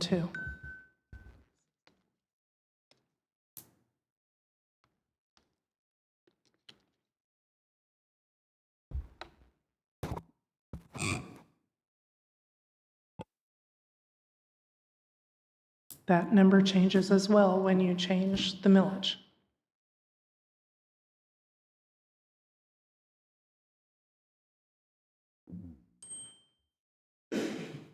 That comes from the general fund, or what fund does that money come from?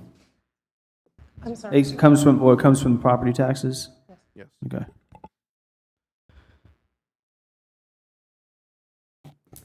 Thank you, Ben. Ben, thank you. Hey, y'all know Ben is wearing another hat? As well as EDA and CRA, he's going to be the new president of the Lynn Haven Rotary Club. Yes, sirree. Congrats. Second, you've done it before. Hey. No? Never president? I've seen you run the meetings. Total stud. All right. Next, we've got our water department. That does have a 17% increase. However, we have several water projects for the year, as well as finishing up the AMI meter install project.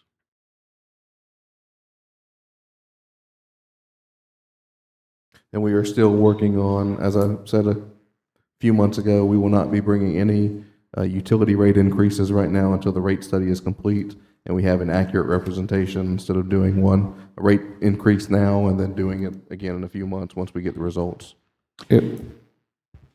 Well, I'm not going to say anything about the rating because you don't know. No, sir, we don't know the It's a number. fictitious area right now that they're Yes, going sir. to do the rate study on, so. Same thing with the sewer department. We have a 2% increase, several projects on the books for next fiscal year as well. Going back to water for just a minute, Chris, I don't see a particular line. I'm sure it's just blended into everything, but the city's reclaimed water system. That's in sewer. Okay. Harold, you can put it back up again.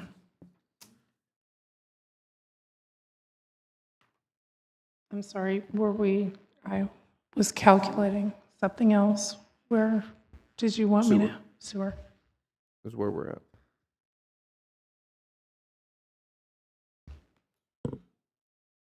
Like I said, sewer department has a 2% increase, several projects for next year, and some equipment purchases. So I generally get questions about the indirect allocation. If I might explain that again. Each year, I calculate 10% of the general fund. That is allocated between the 4 utilities based on the size of their budget. I don't just cut it into quarters. So if the sewer department is twice as much money as the water department or vice versa, they pay twice as much. You understand? So the budget that you have in front of you right now has $2,414,000 of indirect costs. That's charged to the utilities and applied as a revenue to the general fund. The theory behind indirect allocation is it pays a part of my salary, it pays a part of the city manager's salary, it pays for the HR department. You get the idea.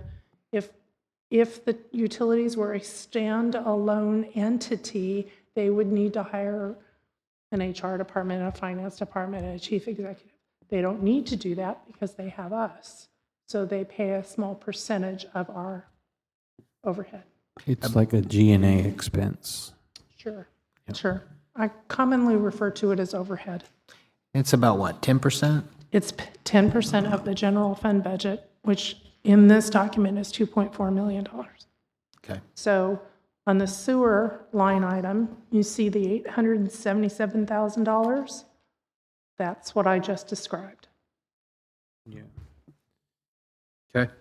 In the Chai's world, we would run restaurants in, multiple restaurants, and they would some of them would run in the red, wouldn't run, but they had line items where they were pulling revenue from the restaurant, but it was to pay salaries at the home office. So Nice. you see, so they were generating positive income, but because the way the P&Ls were set up, it was, because it was a fair payment from each unit. So Robbing Peter to pay Paul. kind of, yeah. Next, you have the sanitation budget, which we've discussed earlier this meeting.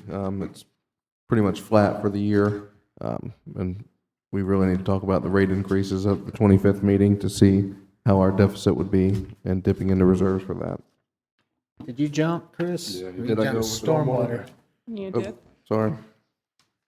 Stormwater overall, that's another skewed one. It's down 55%. However, there was a lot of grant funds. The entire 10th Street project was out of the stormwater. We've got the HMGP Wyoming that you all approved a few meetings ago. That project is getting ready to go out to bid now, but most of the construction will be out of fiscal year '27. And then one vehicle purchase in that one as well. And that is not able to do any of our capital outlay stormwater projects that are as part of the master plan that aren't grant funded. There, even with a 3%, proposed 3% increase for the non-ad valorem, we still do not have the funds to do any of those projects. So let me ask you about that then. Let's assume for a second that the non-ad valorem gets approved. It gets the minimum 3 votes to live another day. So you have the non-ad valorem income that comes in to fund the salaries of the crew you have. What if we don't have the funding for them to go out and do big projects, which is what I just heard you say, I believe? They don't do the big projects anyway. They're just doing the maintenance. Okay, so how would they be game, so maybe I misunderstood then. So they would still be able to do What they do today, the maintenance. big projects is what we bid out for construction. So what do they generally do? Ditch cleaning? Ditch cleaning, culvert replacement, mowing.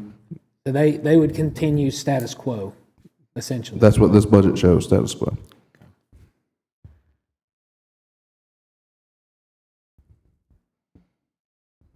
Okay.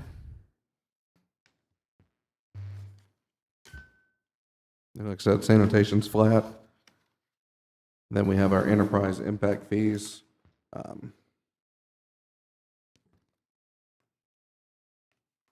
And most of those are just transfers this year to the reserves. Timing-wise, I know this is kind of a separate issue, but when do you anticipate at this point seeing the study for potential sewage plant? The rate study, Well, no, not the rate study, the actual relocation options and what we... that's the rate study. Okay. I would say we would have something by the end of the year to present, hopefully sooner. So budgetarily, when do you see the rubber starting to hit the road on that? This time next year? If we get the rate numbers by the end of the year, hopefully at the beginning of the year, if it's to relocate and become a wholesale customer of Bay County, hopefully both commissions have made that decision at the beginning of the year. If it's to expand our plant, we already have a design going. It would be direction for the commission to unpause that design that's currently paused and continue on with it. Okay, thank you. All right. Any other questions for the enterprise funds? We still have the surtax, probably circle back on that, and get with Bobby, and we might adjust some of our surtax projects. But is there anything that the commission has any questions on for the enterprise funds. What is, I'm looking here at the very back, so you've got enterprise, impact fees, disaster recovery expenditures, COVID expenditures.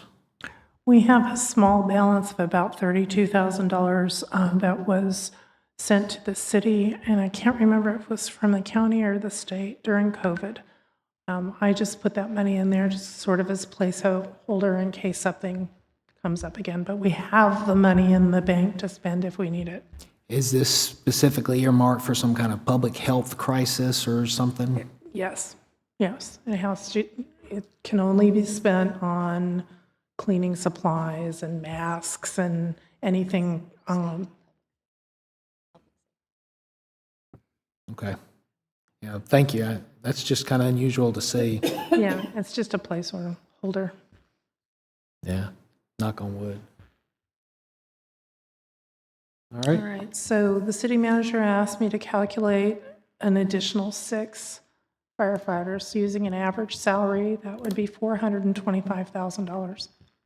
So I asked for that number because we've talked about several different things up here today, with whether it be, adding staffing for the fire station 2 to be able to get that, or animal controls, important in keeping that, or adding to the police. So that is decisions that we have to look at as, do we want to, if we reduce another department such as animal control, that would save approximately $200,000 and cover half of the additional firefighters that we need to staff Station 2 fully. Other than that, we would have to continue to increase ad valorem or come up with a non-ad valorem to fund it. So, everybody has, what's most important to them, but as a whole, we need everyone to decide what is the most important so that we can budget that way, whether it's this year or for next year, depending on what Amendment 3 does. But just the additional 4 firefighters, and that's the bare minimum. That's not any rank or anything. That's the bare minimum of an additional $400,000 that would be needed to add 2 firefighters to That's each shift. just at Station 2. salaries. That's just salaries. So Just it wouldn't include uniforms or equipment or anything that additional staff needs in the fire department. Does that include benefits or just salary? No, it's salaries and benefits, Okay. but not equipment or uniforms or, fire chief could discuss that far better than I can. But I bring that up as kind of a prequel to Tuesday night's discussion about the resolution of where we're at, and where that staff will need clarification on what the commission wants us to do to move forward. Because the resolution that was passed does not seem to be the thoughts that we have today. Have we any clue as to what the state revenues are going to be? No, sir. That's what she So- said at the beginning. We're running on last year's. We don't have the new revenues yet. And moment, and I'll show you. timeline on when you think we'll receive I'll them? show you. Okay. August. This is the site that I go to get the revenue numbers from the state. And as you can see, all those expected August of '26. And again, last year, the last of them wasn't published until early September. So as soon as those fill in, I will be updating the revenues, but it's not going to be for another couple weeks, I would imagine.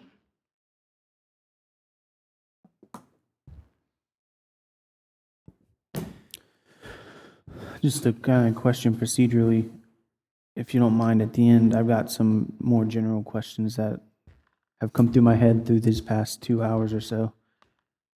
So I just wanted to say if we could please have some time for that. Sure. So we are done with our presentation. The next item on the agenda was commission comments, so. Oh, yeah, silly me, I saw that on the agenda, my bad. So go for it, Sam. So I just wanted to reiterate, if we do the safety non-ad valorem, if we decide to go that way, the goal would be to also lower the millage rate, whether 3 passes or not. Next thing, I did not realize we were paying 40% of the CRA. I thought it was much less than that. So my question is, I don't know, since Ben is here, what has the CRA brought us in terms of like the purpose of the CRA? Like, I don't know, I know that we've offered incentive programs, which is my favorite thing about the CRA, is the incentive to bring in businesses. But have we seen positive impacts of bringing in businesses, bringing in new taxable value or new jobs or anything?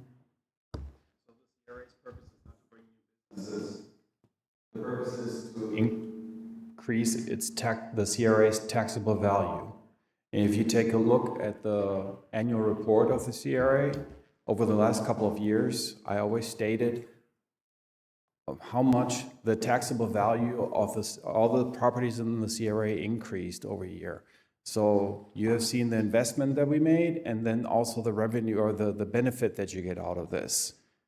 So from my perspective, I would say, yes, it does make sense to invest that money in the CRA because you're increasing the taxable value. Wow, you said that way better than how I asked it, so thank you. Amendment 3 is going to affect that. What's that? Amendment 3 is going to affect that drastically, correct? Yes. So shooting from the hip, I would say that that budget will be cut in half, at least, if it passes. CRA budget will be cut in half.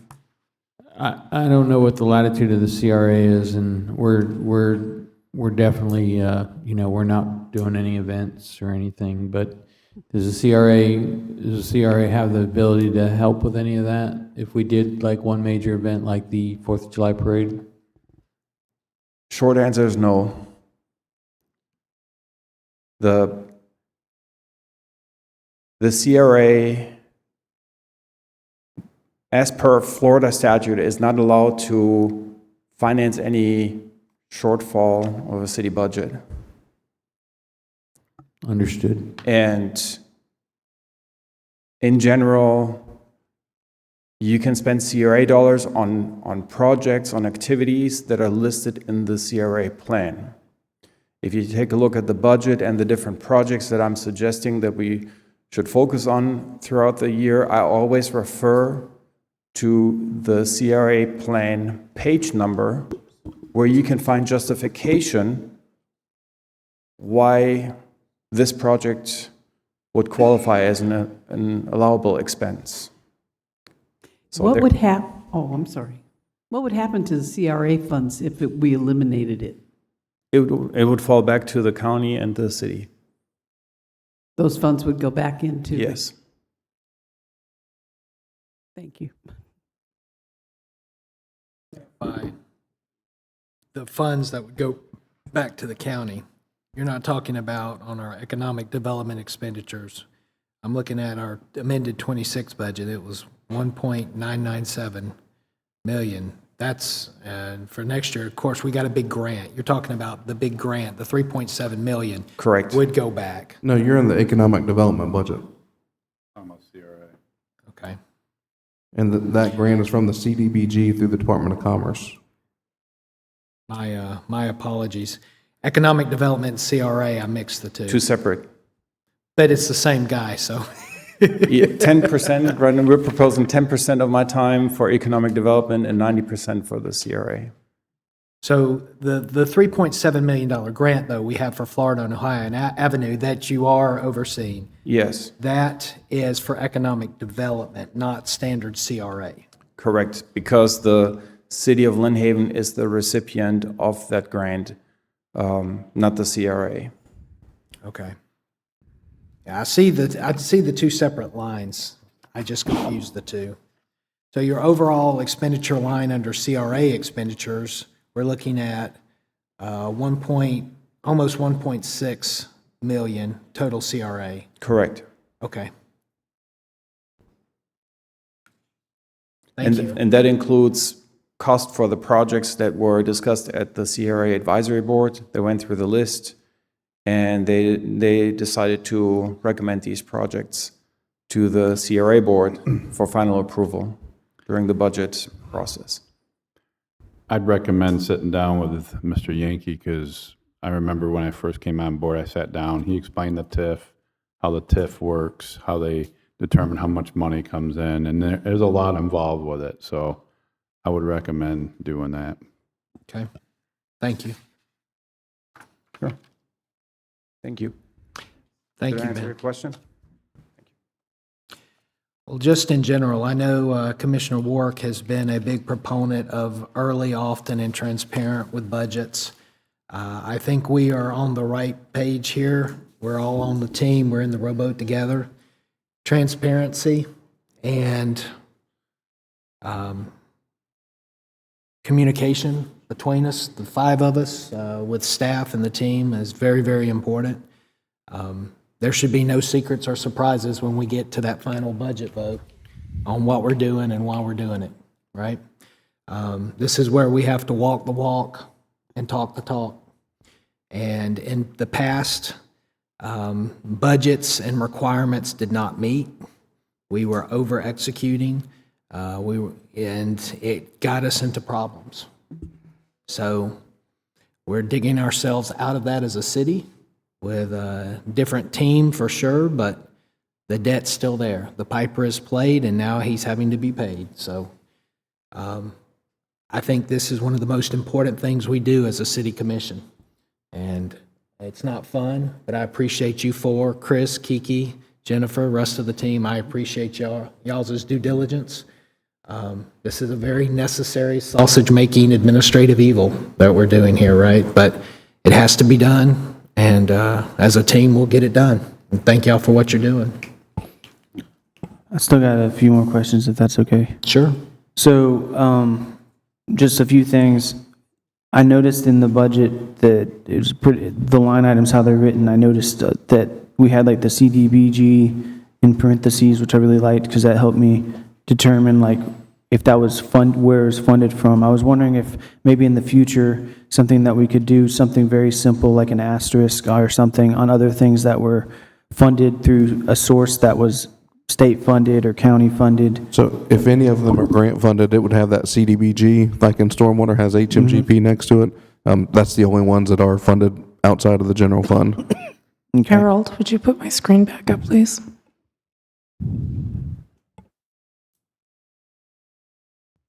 So these are the only grant-funded projects in fiscal '27. The Florida and Ohio Avenue project that you just discussed with Mr. Jenke, and the Wyoming Avenue HMGP that's in the Stormwater Department. Those are the only two grant-funded budgeted items in this budget.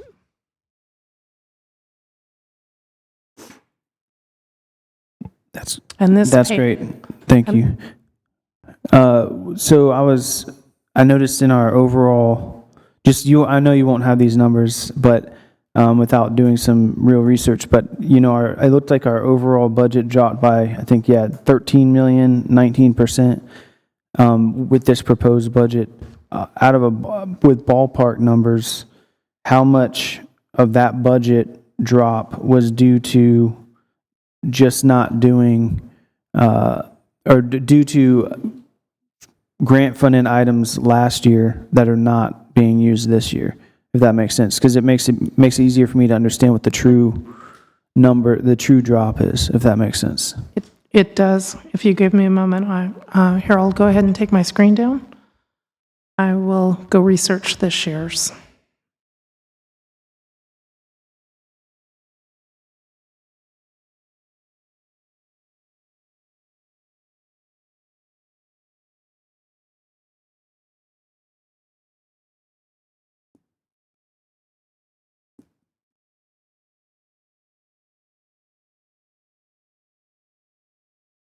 All right, Harold, I can go back up again.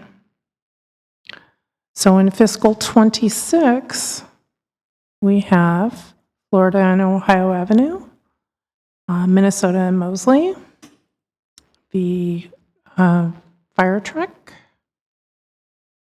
Tennessee Avenue, which is an FDOT project, West 10th Street infrastructure, Wyoming, HMGP money, and the legislative stormwater.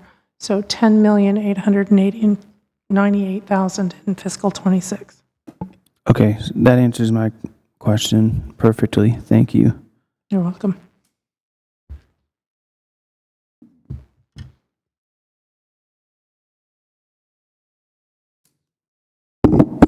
Any other comments or questions among the There's commission? a small thing that I forgot to mention. I noticed that a lot of, well, it was pointed out to me that a lot of other municipalities have specific Facebook groups for specific things.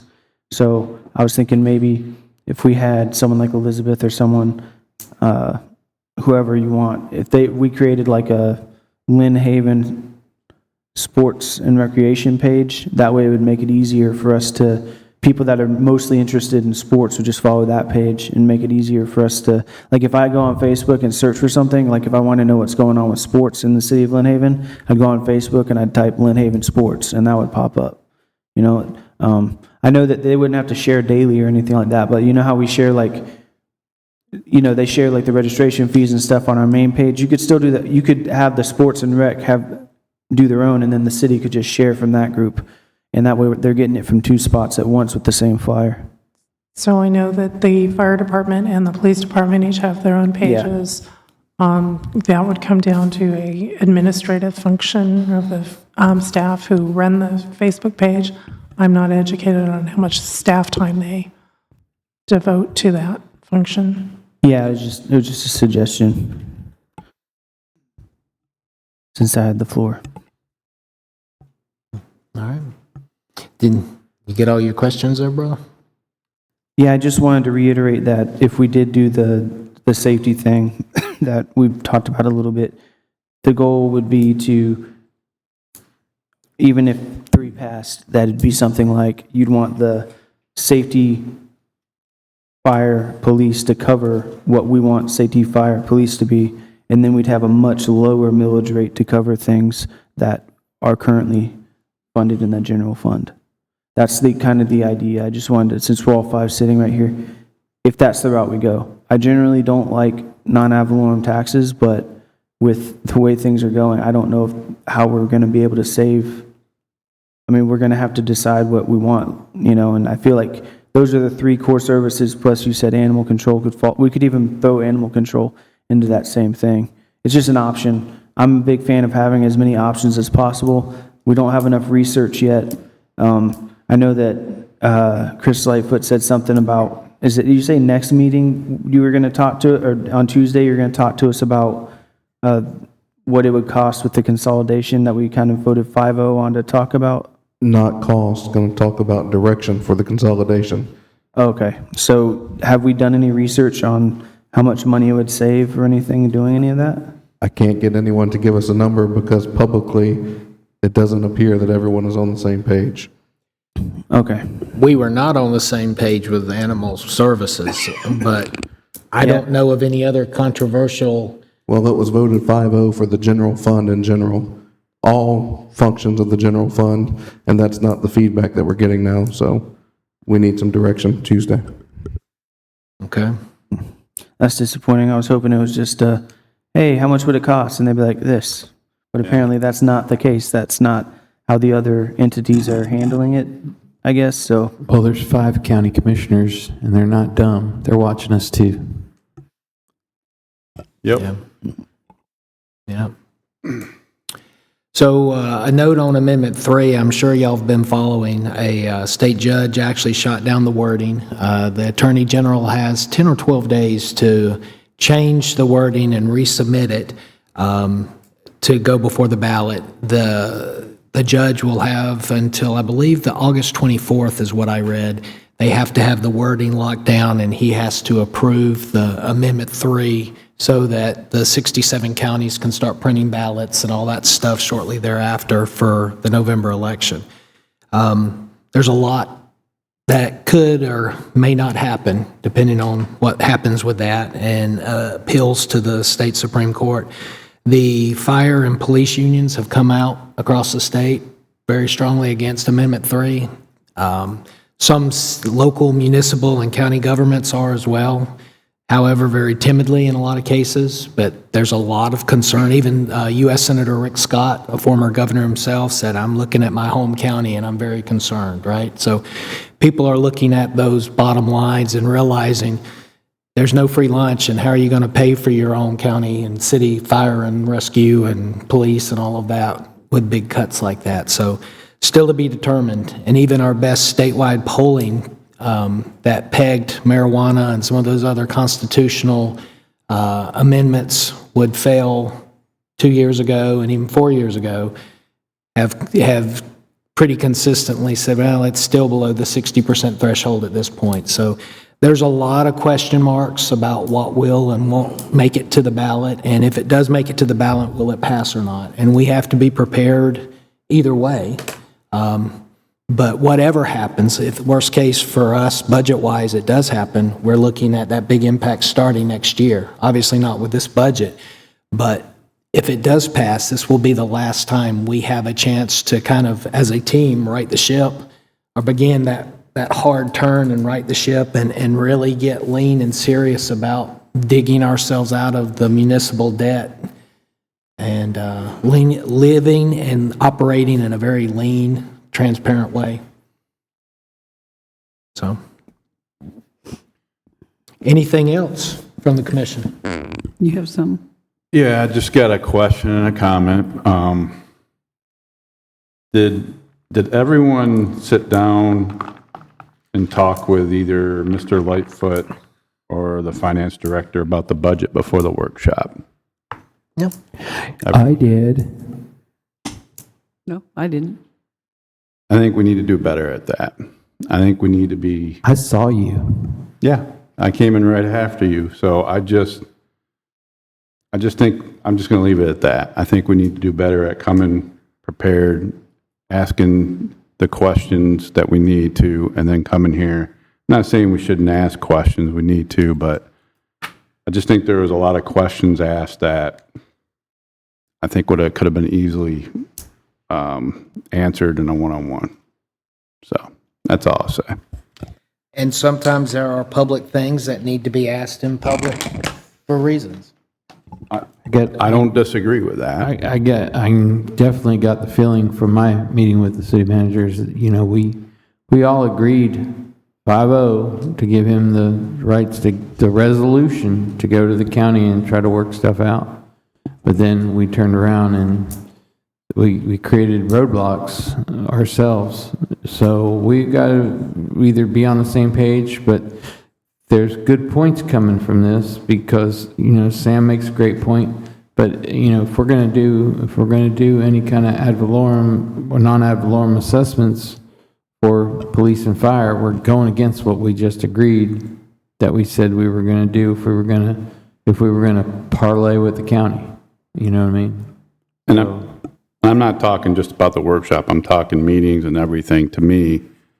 And I know I foot stomped this before. If we have questions, we should be preparing ourselves before the meeting, before we come. If that means sitting down, talking with Mr. Lightfoot, if that means talking with department heads, if that means going online, doing research, if that means driving by the property, trying to take a look at it, if it's like a development order, I think that's just something we need to do better at. Fair point, and thank you for that. Only thing I'll add is this is still a moving target. Chris, you're on what version of this now? Last time you and I spoke, This is 117 version J. yeah. I mean, literally, I think the last time you and I spoke on this, you were at like version number 97. Yeah. So, I mean, it is still very much a work in progress. And what I talked to him about 2 weeks ago some of the stuff isn't what we are doing today. So, but you know what? If we as individual commissioners have a real heartburn with something, we need to tell the city manager. And we go, hey, look, help me get to a yes here. I'm a hard no on this, so how do we meet in the middle, or how do we revise this? And if you're not having those kind of inputs and conversations with Chris, I would recommend you do that. I just don't want the dais the starting point of certain things. It should be started before that, and then come in here with all the research and information so that we're not trying to figure it out in a meeting. That's what I'm getting at.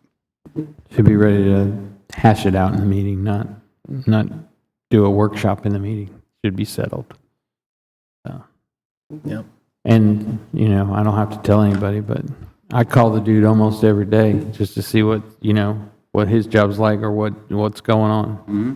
So, you know, I think that's the kind of relationship you got to have. It's an upside down pyramid. we're one pyramid, and he's the point of the upside down pyramid, because what we're supposed to do, go run through him to everybody else. We can't go around to somebody up inside that upside down pyramid, because he's the point man for us. Yep. Anything else among the commission? Mr. I'd like Judy? to say something. Sure. I love Sam's idea about charging everybody, the sports thing. You know what I'm saying? I mean, we're probably not talking a lot of money, but I think that's great. I think that's a great idea. I would gladly, and I know this is ridiculous, I would gladly pay for a double garbage can if we can find the money to fund these 6 people for Station 2. Now, I have spent a fair amount of time with the fire chief, spent a fair amount of time at the animal shelter, and when it comes to our residents feeling safe in their own home, if they get struck by lightning, if a fire just starts or whatever, and I think I've said this to the mayor before, you lose your memories. You just don't lose a wall or two or a few clothes. You lose memories. You lose everything.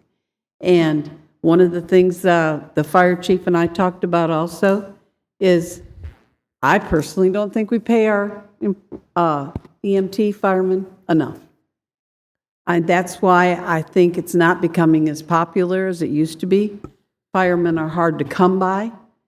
The emotional trauma that a person has to go through to go out on a call and just see the devastation that they have to see and the death and everything involved with that, I think it deserves top dollar.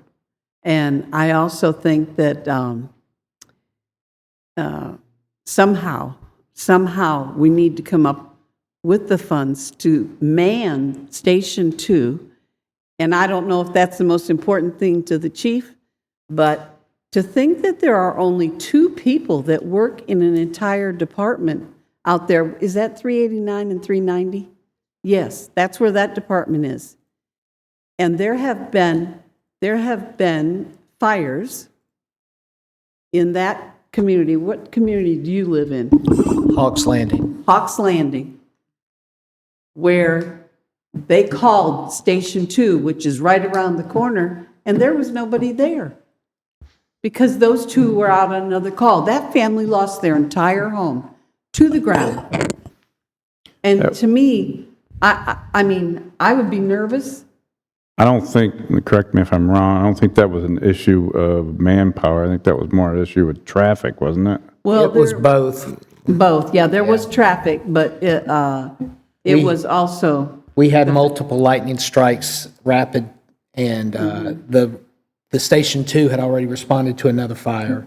We actually had to get in county fire to get there, and it was a whole thing. I agree with what you're saying. Safety and security is going to be the most expensive part of your budget. It's extremely important. And if we truly feel that way, you know, you can't say that and say, we can't increase the millage. You can't have both. If you truly want to fund it, then you have to look at things like that. And it's not something, you know, we don't want to do either, right? Or the assessment, you know, you gotta That's look another at the option. options, yep, Or consolidation of services. Yep. I think we got to look at all of it. all of it.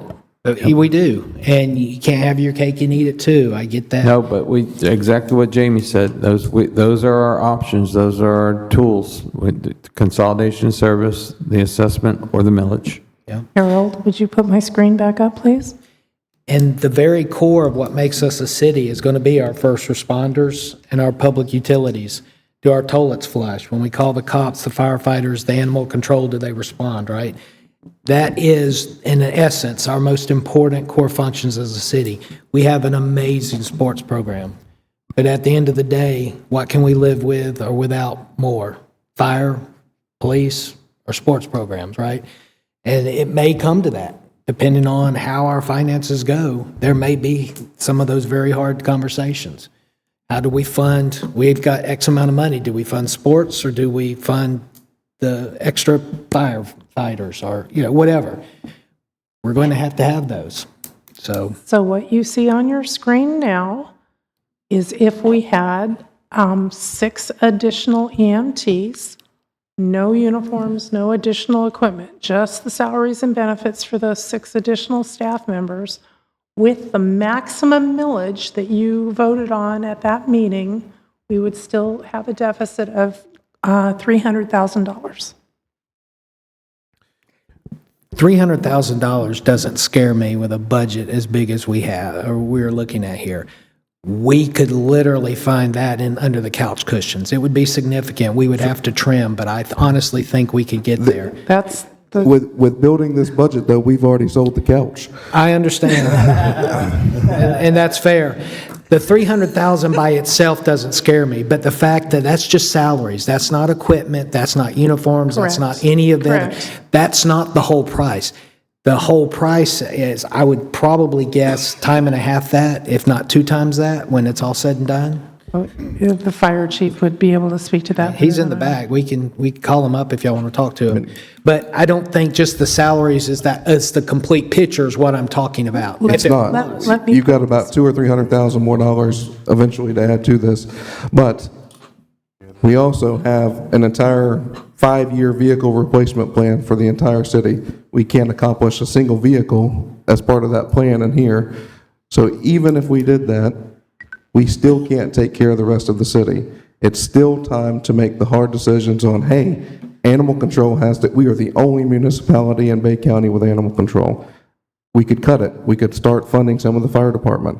We could look at some of the other programs that we're doing, but we are not going to find 300 grand in this budget and survive. So in 2 hours, 2.5 hours of discussion, you found about $10,000.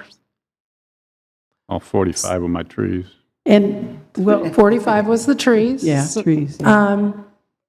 And yet I was told that we had $620,000 in FEMA money given to us to renovate the animal shelter, and we let it go.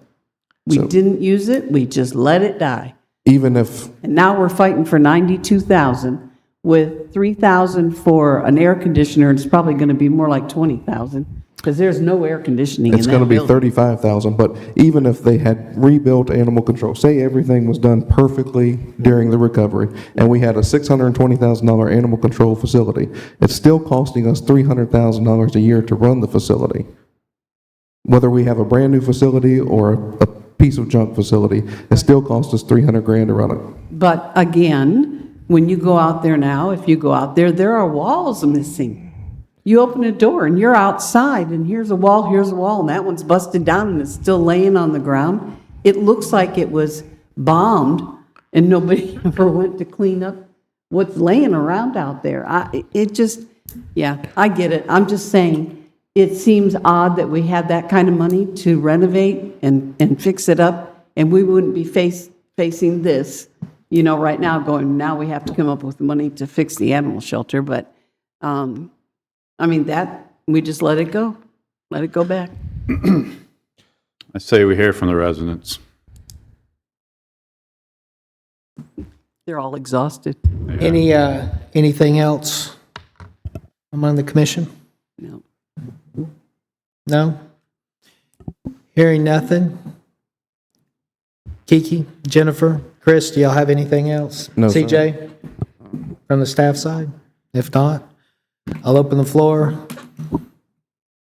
Any of our few dedicated regulars here? Come on up, Mr. Langford.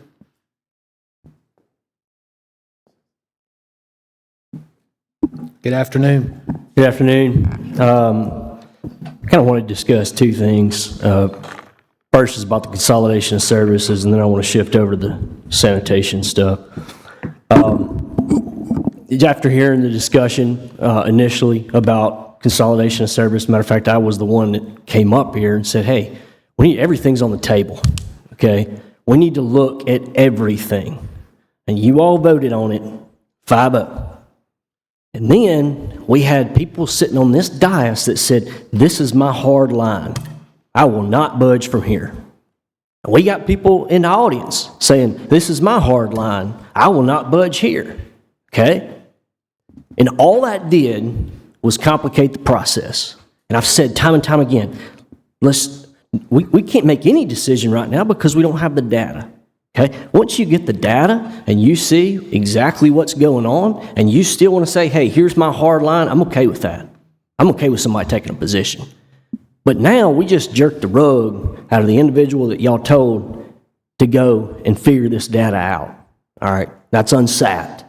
And if anyone right now is sitting here, either on the dais or in the city, and says, I will not budge on this, you're part of the problem and you're not part of the solution because you're making an uneducated decision, okay? Second thing, I want to shift over and start talking about sanitation. After we bought the last $400,000 garbage truck, I had a conversation with Mr. Lightfoot. I said, I got an idea here, and I don't know what, it needs to be explored. Okay, we could potentially hire a private company to come into Lynn Haven, bring their trucks, okay? They pick up my same green trash can on the same day of the week. We're not doing multiple route days, okay? They're whoever, Joe's trash company it is, all right? They do that with their trucks and their employees, all right? We're not buying garbage trucks now. $400-something thousand we finna spend on another garbage truck, and I think $80-something thousand on a knuckle boom. So my question is I think Miss Kiki said we got $3.4 million. Yes, cash. How did we get that money? Did it just show up? Years. It's decades of savings. Right. So at some point we're making money, right, and we're saving that money, and that's the cost of doing business. We're going to start buying trucks. All right, we're not buying a garbage truck every year. So don't misunderstand by saying, oh, well, we're going to be in a negative balance this year. Well, of course we're going to be in a negative balance. We've got to buy $485,000 worth of vehicles. So do we need to start looking at raising the sanitation rate because we're quote-unquote negative this year? No. Look at the entire possibility. We got $3.4 million that we came up with somewhere at some point we've been making money on. This is the cost of doing business. So consider that with your consolidation of services. Thank you. But it's been running at a deficit for 3 years. I mean, you gotta do something. So if you'd like me, I've had garbage companies look at our rates, and they would not do anything cheaper than what we were doing. For us to continue to make any money and be in the red, if we privatize it, we still have to increase the rates. Yes. And once we privatize it, we can make some money.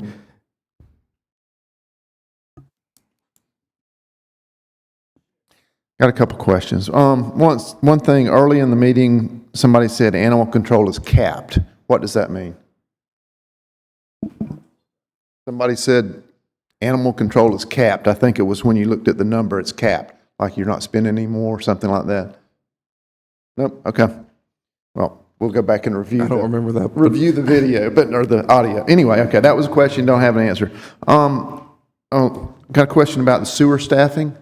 You know, right now, of course, out at the wastewater treatment plant, we're paying a company to come in and staff. How are we covering that in this budget? Is it in the salaries line or where? No, sir, it's in contractual services under the sewer department. So if you go to the sewer department under contractual services, It's under professional services. Oh, I'm sorry, professional. okay, under professional services, you've got $80,000 in there. Is that going to be enough to cover 12 months of them? Yes, sir. Okay. That was my question on that. It's part-time, right? It's not full-time. No, it's got to. Yes, sir. Is it part-time? Yes, sir. We have one full-time and one part-time employee, and hopefully after today's conversation, we have another full-time licensed operator that wants to move back here. So. Okay. I would like to get a copy of the budget document that y'all were working off of. I don't know if it's the one I've got or not. Yes, It sir. is the one I've got? Yes, Okay. So I would like the latest version anyway. I understood what Sam was saying about how grants work, about how it's applied to certain objects. If you pulled up or looked at the fire department expenditures, there's a line item called Vehicles Legislative Fire Engine. I assume that's a comment there that's what we were granted for Yes, that. sir. It would be nice to see, like, you know, on that line item that we got that grant for X dollars to cover that or back and forth. Just like you say, above it, there's the Station 1 funded from FDEM in there. It just makes it easier to read the budget so you know that these items are grants so when you look at them, you know, you can back those out a little easier. The last thing I've got is on sanitation. There's a senior discount basically for sanitation. Is that applied automatically when you turn 65, or is it something you have to request? You have to request, and you can't have the two cans. You have No, to, I'm not talking 2 cans. I'm talking, you know, the. No, you can't have two senior cans and a senior discount. You can only have one or the other, but you do have to go down to request. It was just interesting to me. Until this process, I didn't know that existed. Not that I'm going to ask for it, according to my wife. I didn't think you qualified. And just out of curiosity, what is the senior age magic limit? Is it 65? 65. Okay. I'm there. There you are. But you can't have two, But right? you can't have two. Miss Michelle, come on up. Good afternoon. I was having a cataract evaluation today, and it took 4 hours, so y'all haven't taken that long. It is my understanding that the charter mandates that we have our own fire and police. If you are you keep talking about consolidating services, consolidating services, consolidating services. How is that going to square up with our charter? And second of all, does anyone want to take on Lynn Haven? Bay County, do they want to do our fire and? So the commission has to vote and stick to what they vote to for the county to entertain giving us a price. Say that again? So the commission approved a resolution 5-0 for us to pursue consolidation of services for the general fund provided departments. However, there was some change of tone after that, and so the county has said, hey, until your commission is fully on board with this, we are not giving a price and we're not sitting at the table to discuss. Okay. So if the commission wants to do that, which we're going to talk about Tuesday night, then they need to say that, and we'll do a new resolution directing specific departments for the county to have a piece of paper that was approved by the But commission. then what about the charter? If we get to that point and there's numbers that are in favor of it, then it would have to go to referendum. please correct me if I'm wrong, but I believe the charter just says a fire chief and a police chief. It doesn't say anything about a department. Yeah, but that was written when, I get it, but legally speaking, we would need a fire chief and a police chief. We don't need a department. well, anyway, it's just, y'all are confusing me. Well, no, let me say this. I can't speak for all the commissioners, but for me, I haven't made a decision on any of that. And why? Because I don't have the information yet. Right. And I need the information before I can make an informed decision. And that's all I want. But it might show favorable to consolidate, or it may not. I don't know. So that's kind of where I'm at. City manager, correct me if I'm wrong, but we're not the only city in Bay County grappling with these same kind of issues. There was a lot, perhaps driven by Amendment 3 possibilities, but looking at consolidation. So Bay County suddenly a popular what-if target right now, right? In terms of consolidating with different city services? They're the only if. Understood, but what I'm saying is we're not the only city asking them, hey, let's run numbers, let's talk, right? Everybody's doing that with them at this point. To my understanding. Yeah. So they're not only the most popular girl in town, they're the only girl in town before prom, so for what it's worth, metaphorically speaking. Anybody else? Come on up, sir.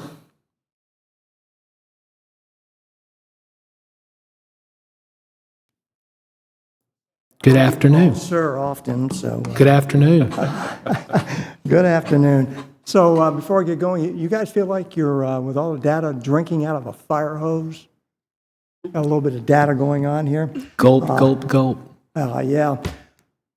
Before I bring up my stuff, I was speaking to my lovely spouse, who is retired just recently, financial institution employee for almost 40 years, and she wanted to remind me that under federal law, the Durbin Act, you can't ask for reimbursement on debit cards against the law. So you may want to check with your attorney, make sure that she's right. I'm not going to tell her she's wrong because I know she's right.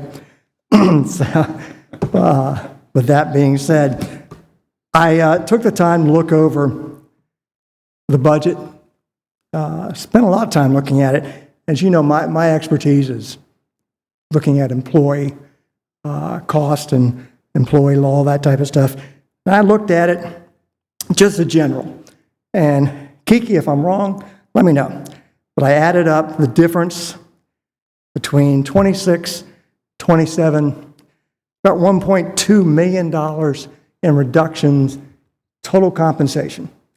That's salary, bennies, statutory, taxes, OASDI, and all that good stuff. 1.5. 1.5, okay. This is from a little while ago, so still 1.5.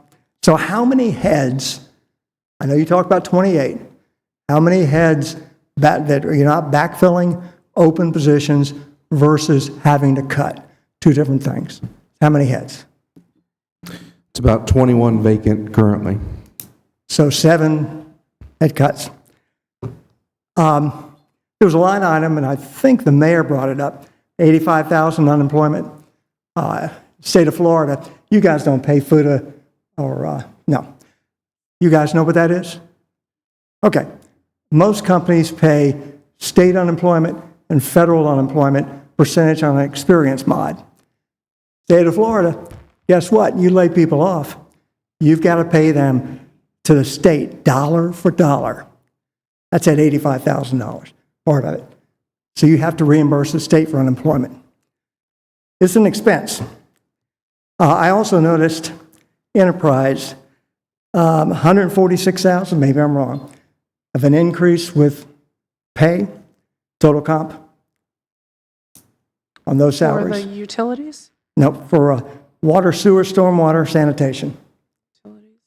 See, I don't know that I can give that to That's you. all right. Are you adding heads, transferring heads, backfilling heads? Some of that was transfers. Okay, that's what I thought. And the last thing, 30 seconds, see if I can do this. PTO buyback. I am so happy you got rid of that. As a former HR professional, I don't know about you, Mayor, I was pulling my hair out. Companies just don't do that anymore. Now, when you leave, of course, you pay accrued vacation. Here's my question. Do you have a cap on the amount of accrued vacation, and what is it? 300 hours as of December 31st. 300 hours? 300 hours. Okay. All right. So, and you, of course, are accruing that on your balance sheet. Yes, at the end of the fiscal year, I record a liability for the outstanding PTO balances. Okay, great. Okay, that's all I have. Thank you, sir. Thanks a lot. Appreciate you. Yes, ma'am, come on up. Want to bring a mic?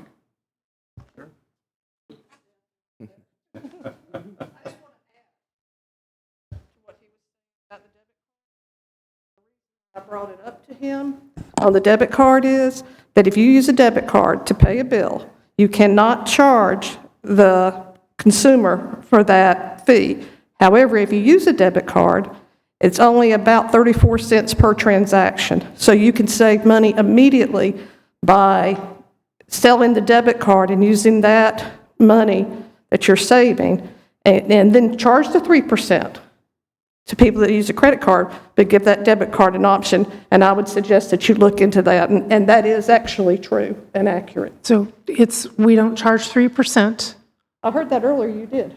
No, ma'am, $3. Well, $3, okay. $3, and it's in the fee schedule as a convenience fee. Okay, but you could do a debit card transaction. This is something that would benefit your citizens. Do a debit card transaction. It would cost the city 34 cents. And you don't have to charge that convenience fee. You can't charge you cannot charge anything on a debit card transaction like that. That's federal law under the Durbin Amendments. You need to check into that too. But you can save some money and help your people out too. Thank you, And ma'am. actually, if you have ACH, it's free. I don't want to give my, quite frankly, I don't want my checking account number.